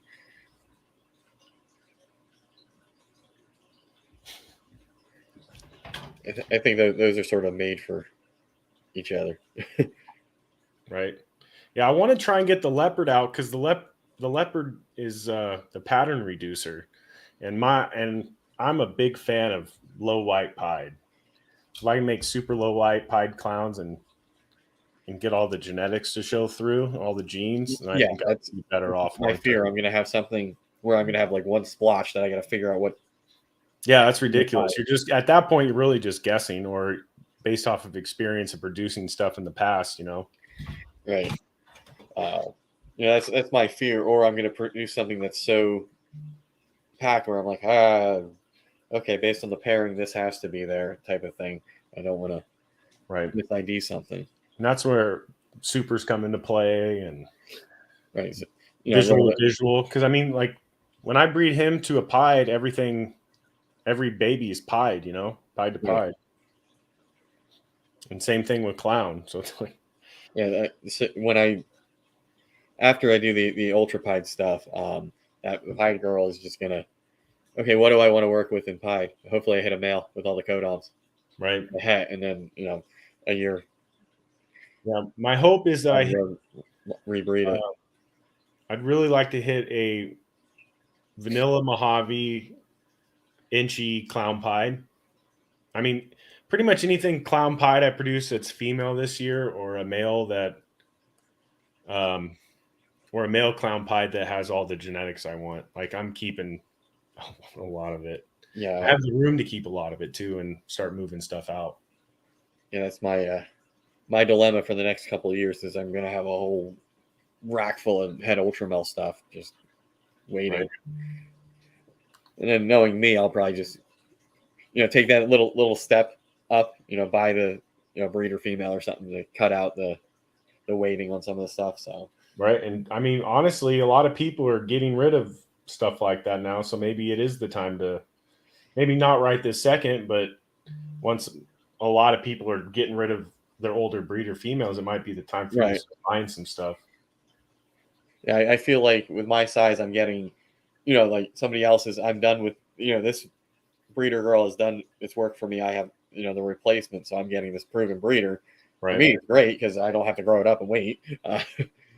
What's your limit? Like, how big are you going to allow yourself to get?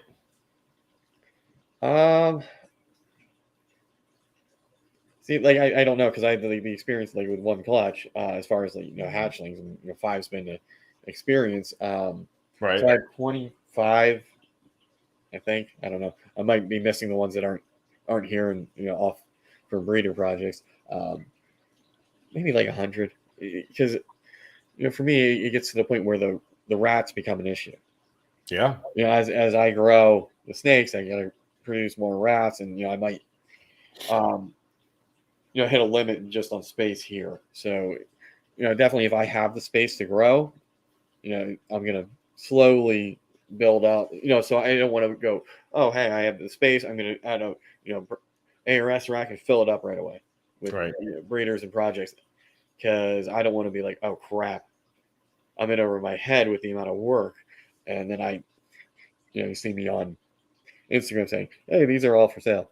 Right. I think that the issue with a lot of people, I've been noticing a lot of people getting out lately, and it feels like either they can't get rats or they're just overwhelmed with what they amass in a collection. That's why I've always kept small, man. Like during 2022, I was working 50, 60 hours a week. Like there's no way I could have done that and done 25 clutches. Like, you know what I mean? Like I'm realistic about it. Like if I can hit 15 to 20 clutches a year, depending on my work schedule, I think that would be probably my max, honestly. I know some people do more, but they don't have as much responsibilities as I do, Right. And I mean, you're at the age where either you're gonna maybe start a family, and then you got that to factor in. Like I have a 1-year-old, a 3-year-old, and a 9-year-old. Like they're a handful, just them, Right.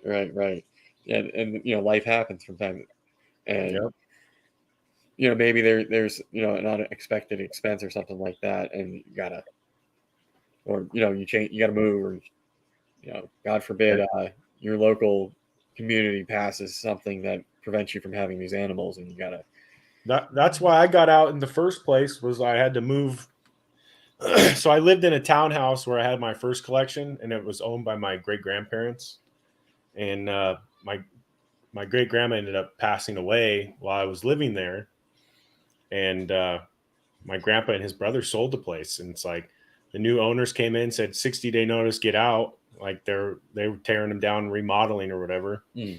And I had to move into a 1-bedroom apartment as a what was it? Just I had a 1-year-old daughter at the time and a big snake collection. Like it wasn't feasible. I was lucky I had somebody who was willing to take my collection on, I could have been, it just would have been nuts having to do that in an apartment with a kid and my wife and the rats and everything. So now that I have my own space, man, it's better for me, because I'm looking at this as like 15-year, 20-year projects, like I don't have to, I can keep it small and not get overwhelmed and keep going and not lose the passion for it. Right. Like when it becomes more of you're cleaning and just maintaining it rather than enjoying it. It's Yeah, once it feels like a job, then you kind of start. I think people start falling off.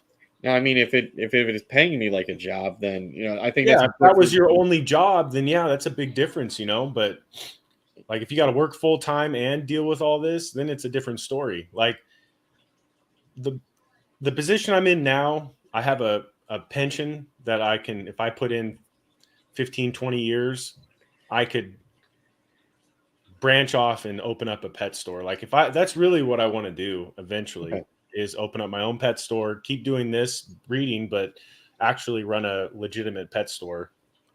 And I have the ability to do it. I have the connections, and I just don't have the time.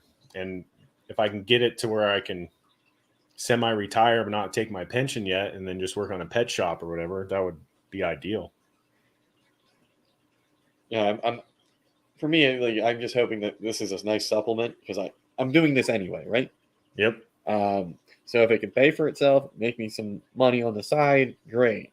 Maybe it's going to pay for me to, man up and go to Tinley or some of these other shows that I've been sort of reluctant because I got to schedule in advance and. Right. Well, I'm going to go Tenley in the fall. Just schedule it now, and you have no excuse. Yeah, that's what everybody was telling me. Then we get an Airbnb and save a bunch of money. Go there cheap. Yeah, so that's the plan, is to go in October. As far as I know, I don't have anything scheduled around there. Right. Last year, I wound up having a wedding that I had to go to. What do you do for a living? So I am a compliance officer for a local housing authority. Okay. So I'm the guy that makes sure the IRS and whatever regulatory bodies are happy with what we're doing. That sounds fun. So I'm the property manager's worst nightmare. You did this. Oh, really? Okay. You filled out the form wrong on all the laws and stuff. Yeah, so it's extremely boring. Is it through the government or just private? Both. It's weird. How you work for the government, you should have all kinds of paid time off. I mean, yeah, it's more of the ability for me to actually take it. Is right. What I run into. So I'm hoping, as staffing gets better and things like that, and I'm not doing more than just my job, then I can sort of be like, okay, I can definitely take a vacation, and I'm not going to come back to, a whole nother, I'm not going to have to work, 10, 12 extra hours a week to catch back up. Oh yeah, that sucks. Because I'm the only one that does what I do. So when I'm not at work, it just piles up, and it's like, man. So that's no fun, man. Got to enjoy life. Take those vacations. Yeah, and actually this year I think I'm going to the Outer Banks with my family. What's July the Outer Banks? In North Carolina. I'm not familiar. We're going to the beach, basically. Okay, sure. And I'm like so I'm looking at my calendar, and I'm looking at I guarantee you either the snakes are going to lay their eggs that week or stuff's going to be hatching, and I'm not going to be here. Right.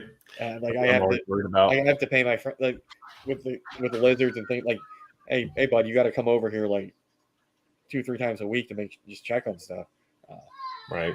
Rather than if I knew something like, and that's what having an ultrasound too, though, then you really know when stuff's coming. And if you really need to have somebody there, then you can schedule it. I mean, depending, I don't know if you have, are you the only snake breeder in your area, or do you have a bunch there's a few. I just haven't. I would hope that my friend would be able to do it, because I can hold him accountable. Right. It's a little different than I'm not saying don't let a stranger in your house to take care of stuff, but like, it's not a stranger, but it's somebody I haven't known as long, type of thing. Right. I know my buddy's gonna come here and do the animal stuff. Is not gonna I'm not going to come back and find something missing, that I have to be an idiot and left out or something like that. But Dude, I had a panic like a couple weeks back. I messaged our local group about it or whatever, but I went in looking for my clown pied because I was going to pair him, and I couldn't find him in any of the tubs. I'm like, what in the hell happened? Like somebody break into my house? Like it got to that point where I was really contemplating someone broke into my house, and I ended up taking his tub out to clean it, and I put him in with a female, and he was like hiding in the very back of the tub with a female that I forgot I had even paired. I'm like, oh my goodness. Like definite scare. I mean, in the past, I've had people come here to pick up snakes and stuff, and I've kind of moved away from having people come to my house. I'll meet them somewhere now, but there's people that know where I'm at, know what I have, Yeah, I mean, there's that level of familiarity. It's like, yeah, if you come over here and take something, you're going to get called out privately. There's that sort of, you can get like blacklisted pretty quickly if you do something stupid. Right. But then they pop up under a different name and you have no idea. It sucks. It sucks that there's that issue there, but there really is. And so I've stopped sending stickers. I'm going to get a PO box. Right. Because sometimes I don't know, like, if I know you, like, we interact on a live, I've seen you in person, I've met you type of thing. That's you're 2,000 miles away from me. or you're in Germany and there's no way in hell you're coming over here. Right. A lot of it's like a distance thing. But sometimes when it's a regular person asking for, I like your logo, can I get some stickers? It's like, I don't know who that. Dude, you are. Done, in the beginning, I did so many sticker swaps just to help grow my account. I haven't done a ton recently. Yeah. I've just I take them with me to shows or events that I go to, and I just hand them out. Yep. My kid takes I'll take him and give him out for free at my table. My daughter takes a stack of my stickers normally and walks around the show and sells them for $1 a piece. Little hustler. Yeah, so I do have to get more made because I run out. Yeah, just keep looking out for those like sticker mule deals. Yeah, whenever I get the email about the deal, it's like, okay, $29 or $50 or whatever. Yep. Sold. Yep. And then stock it up. Me, it's like, oh, I need the hollow. So it's like usually when the holographic ones go on sale. Yeah, I did. That's what I'll do, and then I'll just match them with the regular ones. But most of the tubs have the holographic one, except for this one. Right. So it bugs me, but yeah, I held out for a while before I bought the holographic ones, but it was like, I think they were like 75 for $20 or $25. I'm like, man, that's a good deal. So I bought like 300 of them or something. But now I'm like, the more you buy, the cheaper it gets too. So I try, and if I'm just buying regular stickers to hand out, I'll try and buy at least 500. Yeah. And I pretty much vend every show and hand out enough stickers that I run out of them all the time. Yeah, I'm hoping it's worth it to get that price point down. Yeah, I'm hoping to upgrade my my merchandise since I do have a cool logo. But I'm using Storefront here and it's not great. Right. You wash the shirts you get off of there, and then you just have whatever color you bought. They suck. I bought shirts off of Vistaprint, washed them one time, and they were ruined. So I think I'm going to go with somebody local, and then he's going to redo my logo so it's cheaper to print. So, right. So it's great to have all these different colors, but each one of those is a different layer. Yep. And I don't want to be selling like $70 shirts. You're not going to buy them. But if I can make them affordable or have them, because then somebody's walking around with my shirt, I'm walking around with their shirts, advertising, whatever. It's a write-off. But yeah, I just want it to be quality. And if I can have stickers and everything made by the same person, that's because he does branding. Right. So I want to save you some money bundling it all together. Right. So I don't know if I want to vend.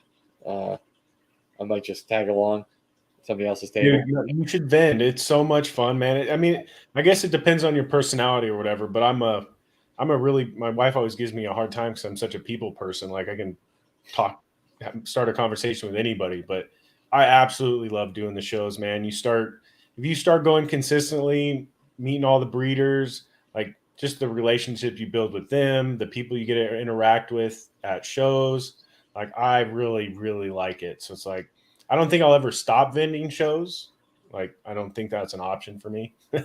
Just because I enjoy going there for the weekend and hanging out and going and do the breeder dinners and like Friday night dinners, Saturday night dinners, just hanging out. It's totally worth it. And when you're actually vending it, you get a little more access or whatever to everybody. Yeah, yeah. Because it had been a couple of years since I had gone to a show. But the breeder was vending. I was gonna pick up a snake there, so my buddy and I went, and of course I came home with like a tarantula and probably some other stuff that I didn't need to buy. But it was nice to see everybody, meet some new breeders that had started vending, in the meantime. But Well, even if you don't have a lot of snakes for sale, man, like you said, you've only hatched out 5, right? Take other stuff and sell it at the show. Sell like snake plushies, or like I sell Funko Pops and Pokemon cards.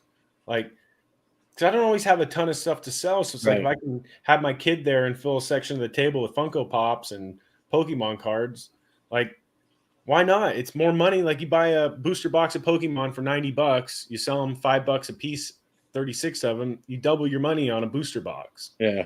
And the kids love it, because a lot of the shows, man, it's not just people there looking to buy a reptile. It's parents bringing their kids. So if they have that little thing on the side, like, to help boost your income, you can take that profit, put it back, and buy another snake.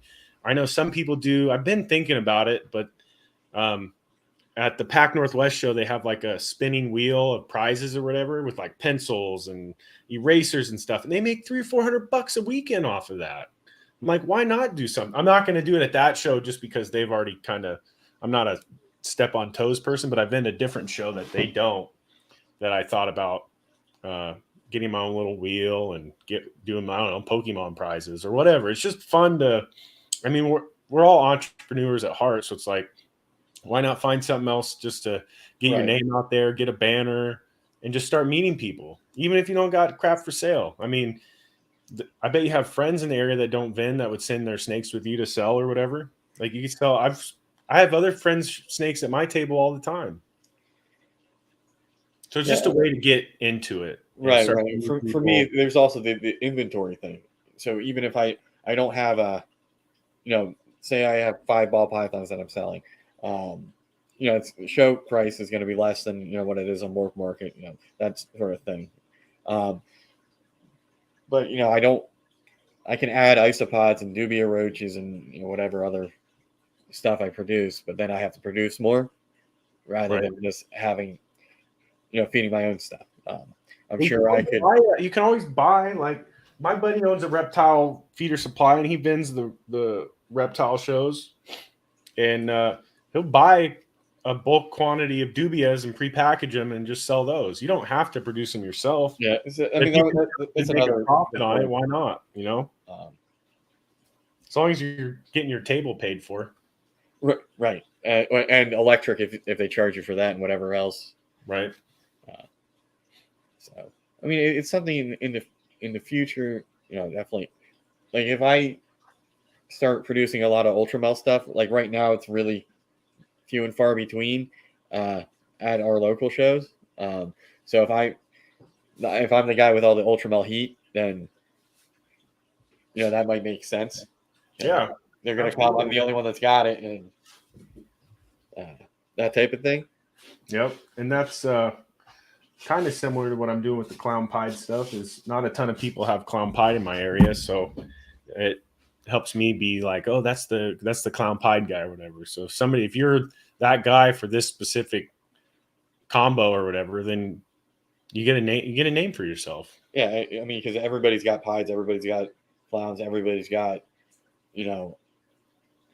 simple codom stuff on their table. Right.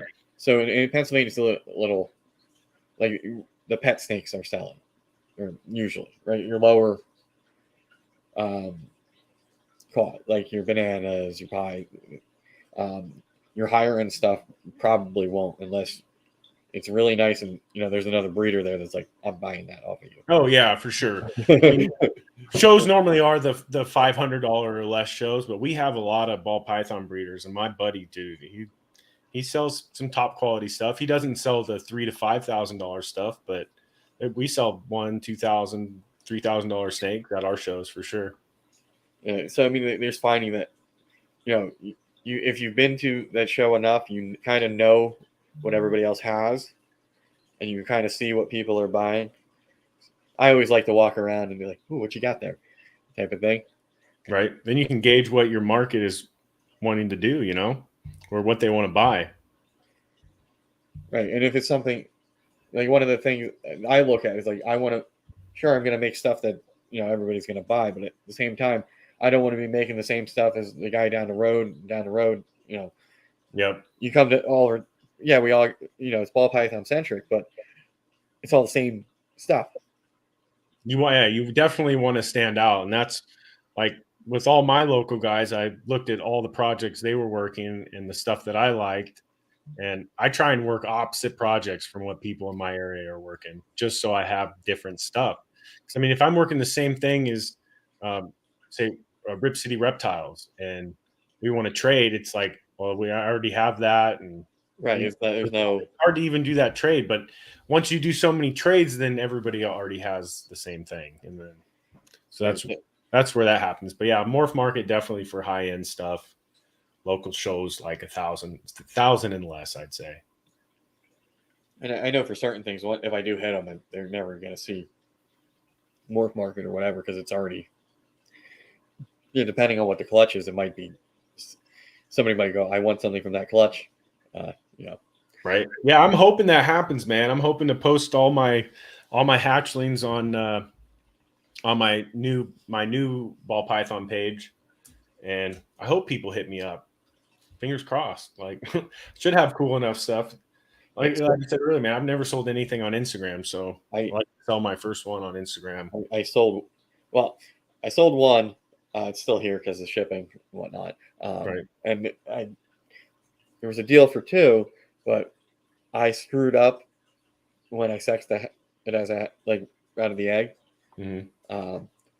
And I was just, because somebody had it where Jeremy Warfel's carpet wound up being a male, and he thought it was a female. So I'm like, okay, let me go check my hatchlings again. And sure enough, this champagne pastel that's currently on my morph market wound up being a male. Yep. Yeah. So that cost me a sale. My OD Fire Yellow Belly breeder boy, I held him back as a female, and he ended up being a girl. It happens, dude. Sometimes they have really small hemipenes, or they don't cooperate when you pop them. That's why I got a probe kit, so I can, if I'm questioning myself, I just bring out the probe kit and it's obvious. Yeah, definitely. But I don't want to second guess myself, or I don't want to sell it to you as a female. It winds up being a male, and you don't need it. Now I'm probably going to refund you and have to pay to ship it back. Part of the game, man. That's. I mean, I'll invite friends over to double check me on stuff. I'm like, hey, pull out a couple out of this rack and sex them, and we'll see if it matches what I have. Yeah, and so if you have buddies locally that can do that for you that are more experienced, then take advantage of people's experience, man. For me, it was more of I missed it rather than my inability to pop a hatchling. Right. The thing, I just didn't get the hemipenes to show. And I was like, oh, female. Right. Ooh, another one, and one male and 4 females. Great odds. No normals. And I probably got wrapped up in that, and then I didn't think about it for a while. But when I hatched the champagne at Pied, I was actually relieved that it was a boy, because Jess Ozak, one of the supporters of the channel, and you see her in a bunch of the in the chats, she actually won the egg from Jeremy Warfel's 1,000 subscriber giveaway. So I just gave away an egg. Well, that's kind of cool. Yeah, and I changed it. Now I just do credits, because had that been a female, or say it's a higher level clutch, and that's the one I want to hold back, it's sort of like, well, I said you were going to get what was in that egg, and it's. Yeah, see, that'd be the hardest thing for me. It's like I do this for me, so it's like I get the first choice, and I'm not going to take a risk of giving away something crazy for followers or whatever. Like if it was like 20,000 followers or whatever, like if I can get 20,000 followers off of this, I will give away an egg or something. Like, so it'd have to be worth it, man. But like, right. It's hard given. I mean, it depends on the clutch, though. You're right. Like, yeah, and for me, it's like, okay, store credit. You can choose it, use it, or wait, whatever. Right. You know, it's not like I prefer to do that over an animal because, like, say, I did have a champagne pastel male that I could have put up for a giveaway or a champagne, but if you don't want champagne, you know, now you're making me look bad. Everybody's like, oh, next. It's like, oh, okay, right. so whatever the value of that snake was, that's what I did the credit for. So yeah, that's not a bad idea. I speaking of giveaways, I have a giveaway I'm running right now on my viral page, trying to push people onto my ball python page, and I brought the stuff down here to show off. But I contacted Sensor Push. I don't know if you've heard about Sensor Push. So this is a wireless humidity. It's their top of the line humidity sensor and temp sensor. And then this is the gateway that you plug into your internet. And this allows you to check your temperature. I use them in my incubator, in my snake room. So I'm really paranoid about it. I have one of the sensors inside of a mocked up tub, and then I have one sensor outside so I can see what the temperature differences are between the outside and inside of the tub.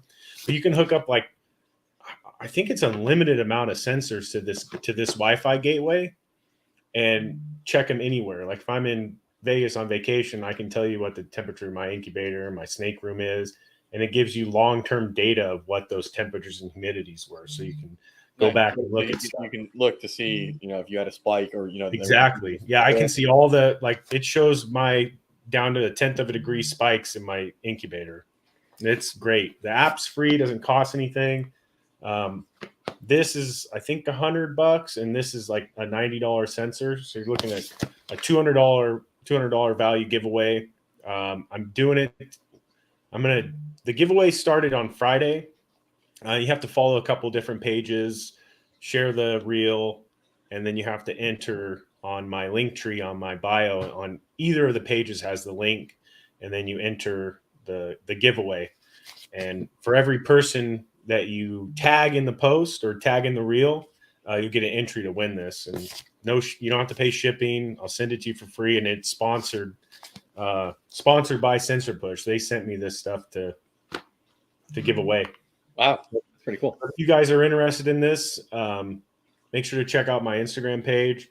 I have another giveaway after this one for I think I can say it, for a black box cage. They're going to sponsor a giveaway on my page. And then I also have contacted it's called Shinesty, or I don't know if it's Shinesty or Shinesty Boxers. I'm in talks with them for them to sponsor some giveaways for like some there's like green tree python swimsuit.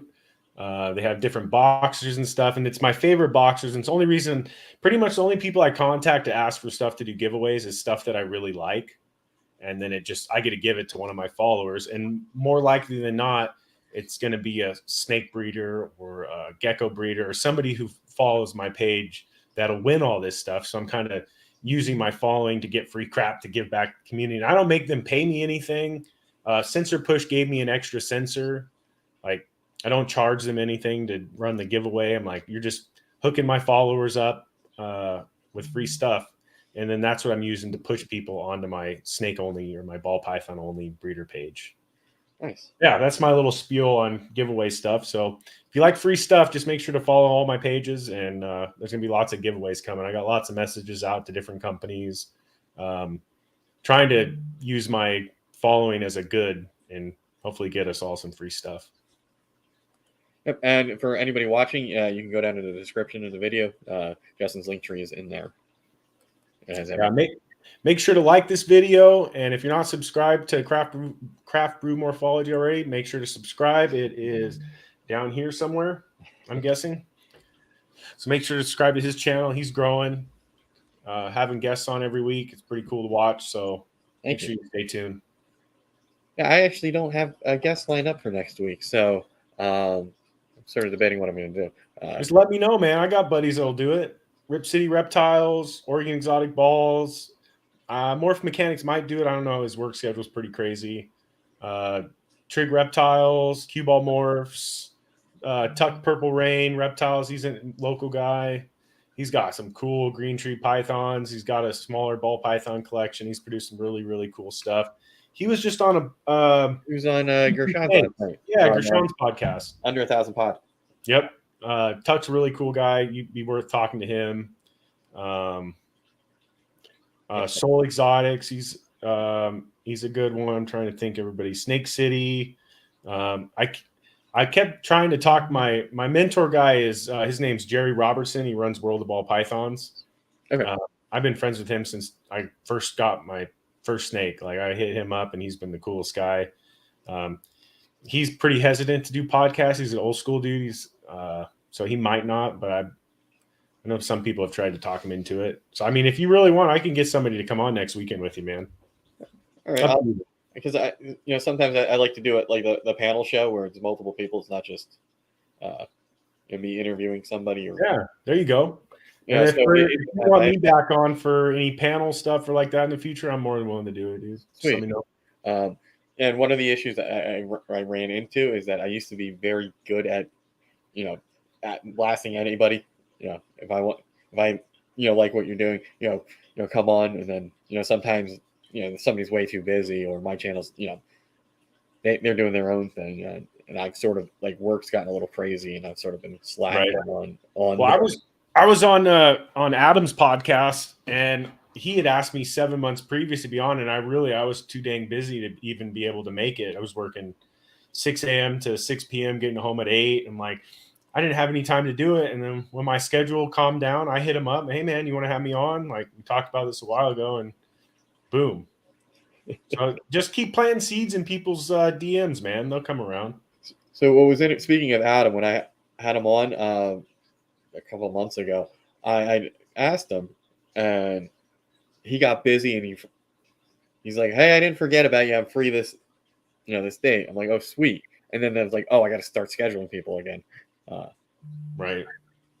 So get the whole year scheduled out. Yeah, and like for me, I have like 2 dates that I need to figure out what I'm doing because I'm not available to go live. So I do like a pre-recorded long video that you've been wanting to do, and just schedule that to run while you're gone. You don't have to worry about it, right? Right, and then I don't have to be in the chat. Where if I do an interview and I'm actually busy and I can't be in the chat, then it's sort of like it's kind of awkward. There's no interaction, just the chat going off, and hopefully it's good. But I think after March, I should be good for a lot of Saturdays straight. So I'm trying to like. There's people I know would come on. It's just I just have to be better at just asking them and blocking out the schedule. Right, getting it all locked in, rather than they're back and forth. Something came up. Luckily for me, so far, there's only been one where something came up, and I was sick as a dog that day, and I was like, "Oh, thank God he canceled." Right? Like there was no way. Like I had the flu. It was awful. Like I was going to cancel on you anyways because I feel like crap. But thank you, appreciate it. Yeah, he wound up being at a show, and he completely spaced that. It's like, yeah, oh, you're on a show. That's fine. I mean, I'm pretty sure he's been on the channel on one of my, panel shows. But, reschedule for later. Right. And another thing, like I don't want to do is have a repeat guest too quickly. Or if I was on somebody's show, have them on, the next week or whatever. Keep right, it all spread out. So I know I have to get John on here from Inquiline at some point. So hopefully his work schedule, everything lines up. Do you put any of your podcasts on like Spotify or Apple Podcasts or anything? No, and I was talking to Mike from Herp Collectors about how to do that, and it's fairly cheap, man. It's like I think it's like $20 a month, and you could put. I mean, I've really looked into doing my own podcast, so I kind of I haven't done it, but I just have like the research I've done. It's like $19.99 a month. They'll put it on all the podcasts, they'll host it, and you're good. So I mean, if that, I just don't know if it's worth you doing that, if it's not going to get you any traction. But I mean, throw it out there and see what sticks, dude. Like I watch a lot of podcasts with YouTube going. It's been killing my battery, so I've been going to Spotify and looking for the YouTube audio. Yeah, the audio file, and then just listening in my ear while I'm at work. That's how I listen to most of the podcasts. Is I'm an electrician, so tool bags, gear, whatever. I just pop one earbud in, and I'll just listen to it while I'm working. Yeah, there's some that I'll tune into, but then if I'm cleaning or whatever, it's going on the TV and I'm just listening. Yeah, for sure. If something that like, ooh, that was funny, or that sounds like I got to go look, type of thing. But sometimes I'm not actually, I'm just listening, or I have another TV and I have a TV in the bedroom that I'll occasionally put on somebody's channel and like whatever playlist and stuff I haven't watched, and just give them the watch time from it.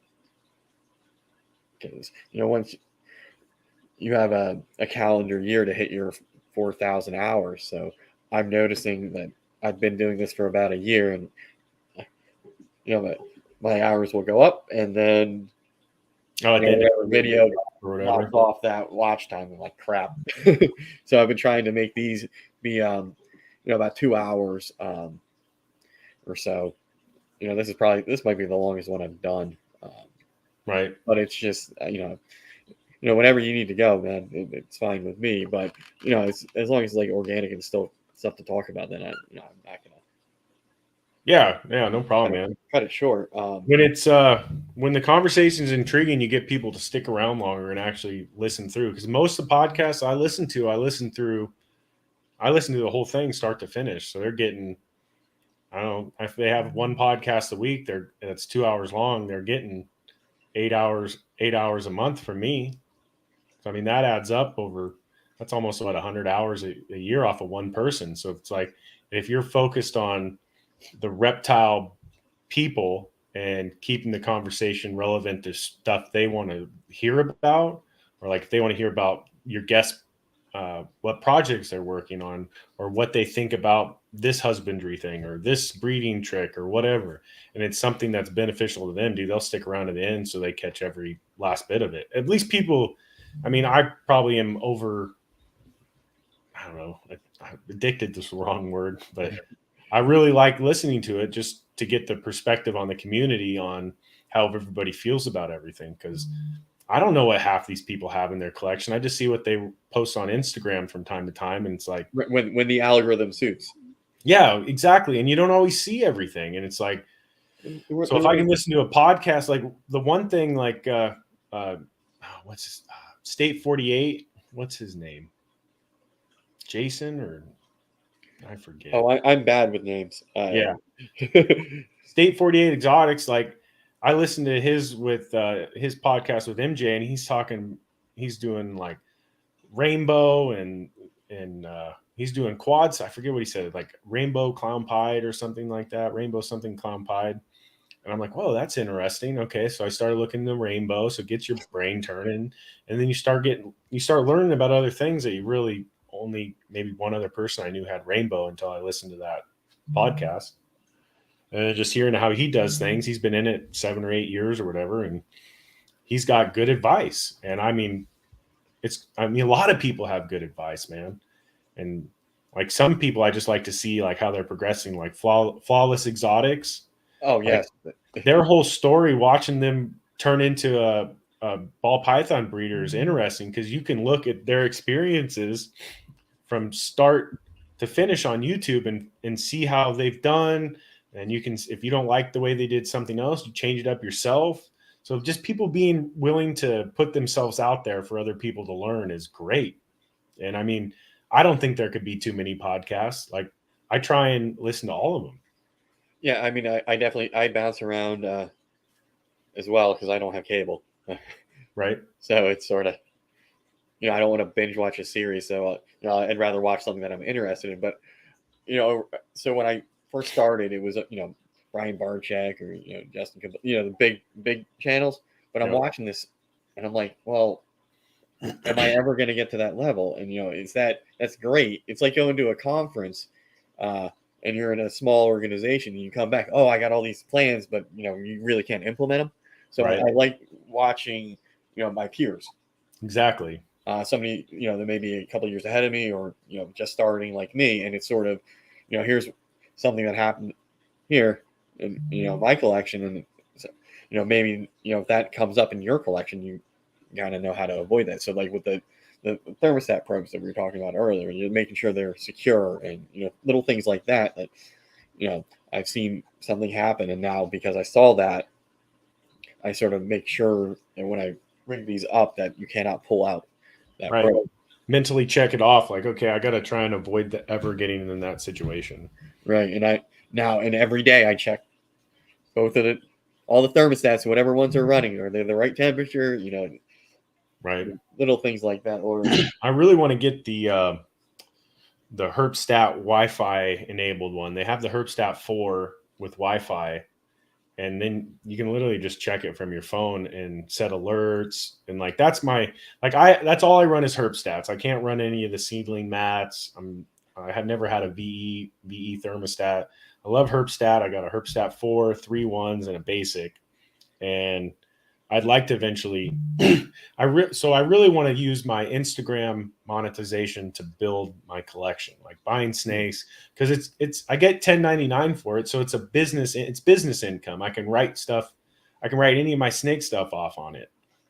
right. So if I can use that to build, like that's my goal, is to keep up on these videos and keep up on the views and try and generate that income to get an ARS rack or buy all new PVC racks or something. And like this month, February, I'm using my January Instagram to get an ultrasound. So like all of it I'm pulling back into the community in some way or another, like I'm spending it on my collection or taking care of my collection or housing my collection. So I think it's all a net benefit. And there's a lot of us out there that are monetized, at least that were in the beginning of Reels. Just lately, I've been talking to people who have, I think I mentioned this earlier, like hundreds of thousands of followers or 20,000 followers, and they haven't been invited to Reels bonus yet. And I'm just like, I don't know, but I'm like hopeful they get it. I mean, they're putting out good content, getting good views. For me, I wish I would have started the YouTube earlier. Right. Well, I didn't have the collection, so I really couldn't. But if I started before they changed their policies, when you just needed a certain amount of views, it was like 17,000 or something. Like it was a lot easier, I think, back in the day when. I was my YouTube channel was monetized in like 2013, but that was when it was way easier to get monetized. But I never made any money off of YouTube. I mean, I kind of faded out pretty quick. I mean, I got up to like 1,000 subscribers. So like the first 1,000 subscribers on my page now are all just people from the past that probably aren't even active that I know of, at least. But doing the shorts, I just started doing the shorts in like September, and within the first 3 months I had gotten like 600,000 views on the shorts. But I've kind of fallen off the shorts train because it's like they want you to have 10 million shorts views in a certain period. And I'm like, it's so sporadic, dude. Like one video I'll get 50,000 views. One video I'll get 500 views. And it's like, yeah, I've noticed. Like I can post the same snake. One, it goes off pretty quickly. The other one is like, nah. Yeah, it's just not very consistent yet, at least. Or I'll post something I think that's dumb or innocuous, and it's just that takes off. It's like, well, right, this animal's a heck of a lot nicer, and I paired up the song and whatever. But since I've been doing the shorts, I gained 60 some odd subscribers in the past. Yeah, so exactly, I'm up. So I've only really gained followers from shorts from my original 1,000, and I think I'm at like 1,550. So I've gotten like 550 subscribers in the last 3 or 4 months off of shorts. But like the last month, dude, I haven't posted any shorts. I've been like now with my remix videos, I can't download them. I can't repost those onto YouTube, so they're kind of stuck on Instagram. Right. And there's no way to do on YouTube what I'm doing on Instagram, at least yet. Like there's remixes, but it'll only give you like half the screen is you, half the screen is the video. And I like just being able to like shrink my face down into the little green screen, put it in the corner where nobody really notices it, and it's more the video getting the views than anything. Like my feed, like my notification thing, dude. It's like I have like 10 or 12 videos over 100,000 likes. Like just posting other viral videos with my face in the corner. Like I'm not doing anything special. Like I'm just doing it. And then I kind of turned Odin's mixology onto it. He went from 2,000 followers to 21,000 followers in like a week, posting the same videos I'm posting. So the algorithm, for some reason, loves the remix videos. Like I've remixed videos like Brian Barczyk. I've remixed one of his videos, and my video has more views than his does. So it's like obviously the algorithm is favoring remixes for some reason, and I'm like, I'm just trying to take advantage of it while I can. And like I did one. I heard the Dingo Dinkelman on MJ's podcast, and I went and checked out his Instagram. He's got all kinds of cool videos. So I remixed one of his. His original has like 5,000, and then one I have of his on my page is at like 36,000 likes. I'm like, I don't know how I'm doing it. I'm just doing it, and it's working.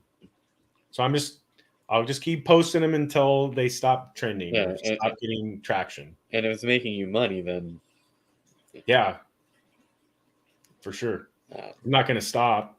You know. I think Justin mentioned this earlier before you got on here, John, about when you started doing the short form content. Oh, thanks, Inquiline. I'm glad people like the videos. I know I'm not the most handsome guy in the place, but I'm not bad to look at, right? Got a nice big beard. That big bushy beard. Honestly, I was looking. I forget why I was just scrolling on Instagram earlier, and I'm like, well, there's a reel from Justin. There's a reel from. It's like, why are you popping up so many times in my feed? Maybe it's because we've been chatting. Yeah, I was about to say. I think it's because when you start interacting with people in DMs or whatever, then you're more likely to see their videos. But I have people like, dude, the last 10 videos were all yours. I'm like, well, I'm posting like 5 a day, and they're all, and I mean, not all of them go viral, but I'm throwing them out there. Like, you know, the saying, throw it out there and see what sticks. Like, that's all I'm doing, dude. If I think the video's funny or I think it's crazy or interesting or whatever, I'm going to make a reaction video of me watching it, and it's hopefully goes nuts.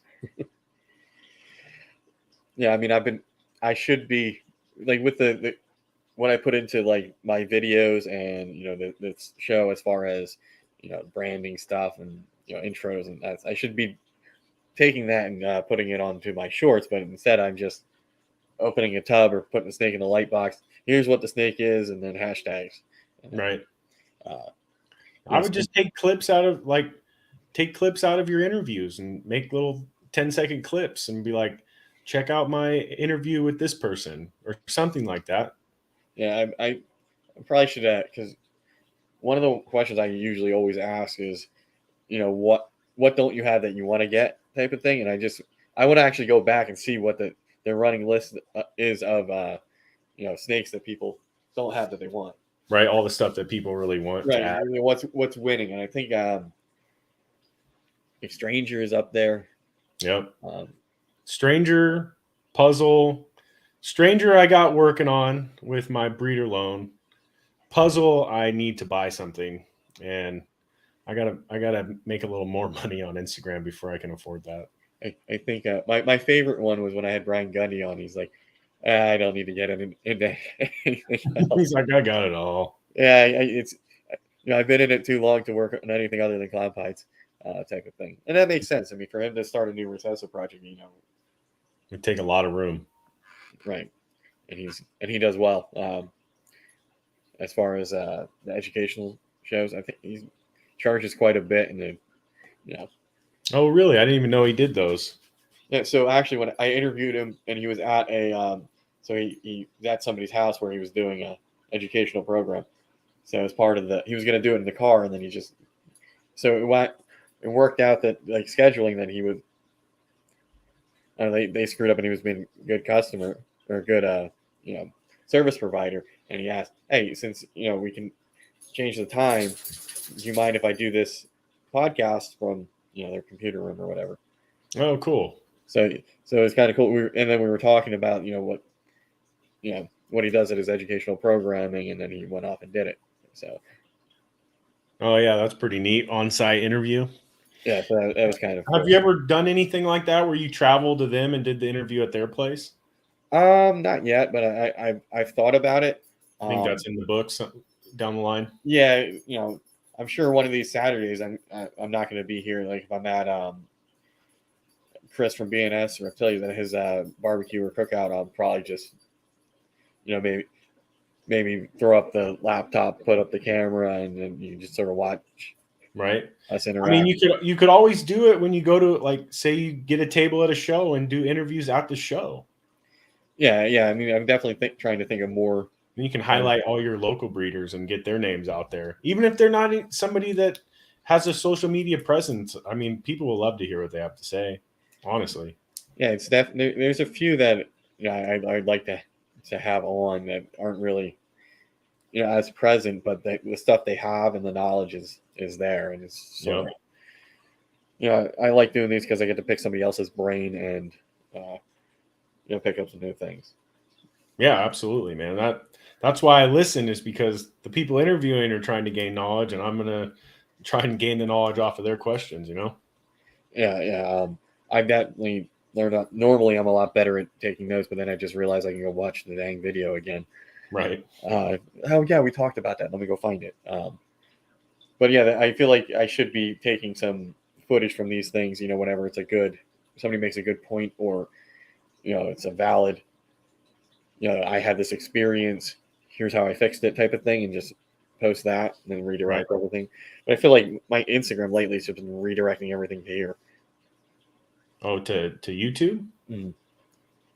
What do you mean? Your Instagram? So everything I'm posting on Instagram is either like for the show or check out my video, rather than putting content. Here's a clip from my video. Yeah, that type of thing. Right. Okay. It drives everything to the YouTube, rather than. And I probably should get better about posting stuff, snake pictures and whatnot, and reels on Instagram, but it's just. Yeah, I mean, dude, the reels have been insane. They've been great, and I don't know if I just got lucky and I was in the right spot at the right time, or been able to pivot.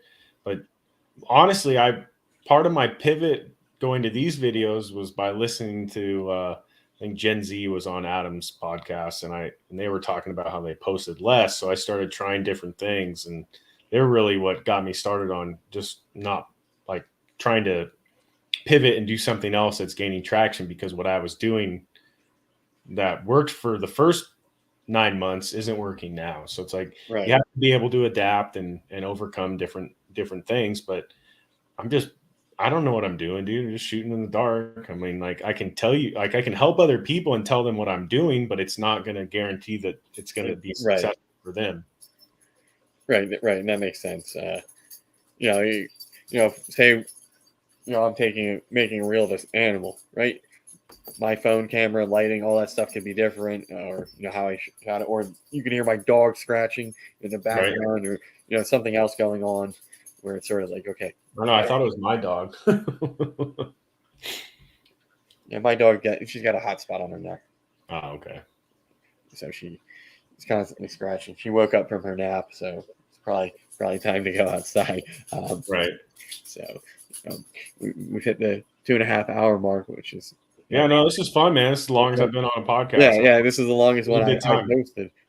So again, thank you for coming on and staying on as long as you have. I appreciate it. Hopefully, anytime. And if you need, if you ever want me to share your Instagram reels or whatever, or remix your reels, and that goes for everybody listening. If you're watching this and like, I'm an easy person to talk to. I might look like a big bearded dude or whatever, but if you want me to share your stuff to my story, like I get 1,000 people sometimes that see my stories. If you want me to share something, if you want me to remix a reel, if you want me to repost your reel and tag you in it for credit, like I'll do all those things. You just have to reach out and actually do it. Right. Yeah, definitely. I'm sure as I get some more of these pairing videos or whatnot, I'll be reaching out. But again, thank you, Justin, for coming on. Thank you, everybody in the chat. 7 of y'all are still here watching. I appreciate it. Yeah, I appreciate you guys too. Thanks for watching. All right, I gotta make sure I get this right. I will see you next week. I don't know who I'm having on, but I will post it whenever I figure out what I'm doing on the community feed as well as on Instagram. So I will see you in a week.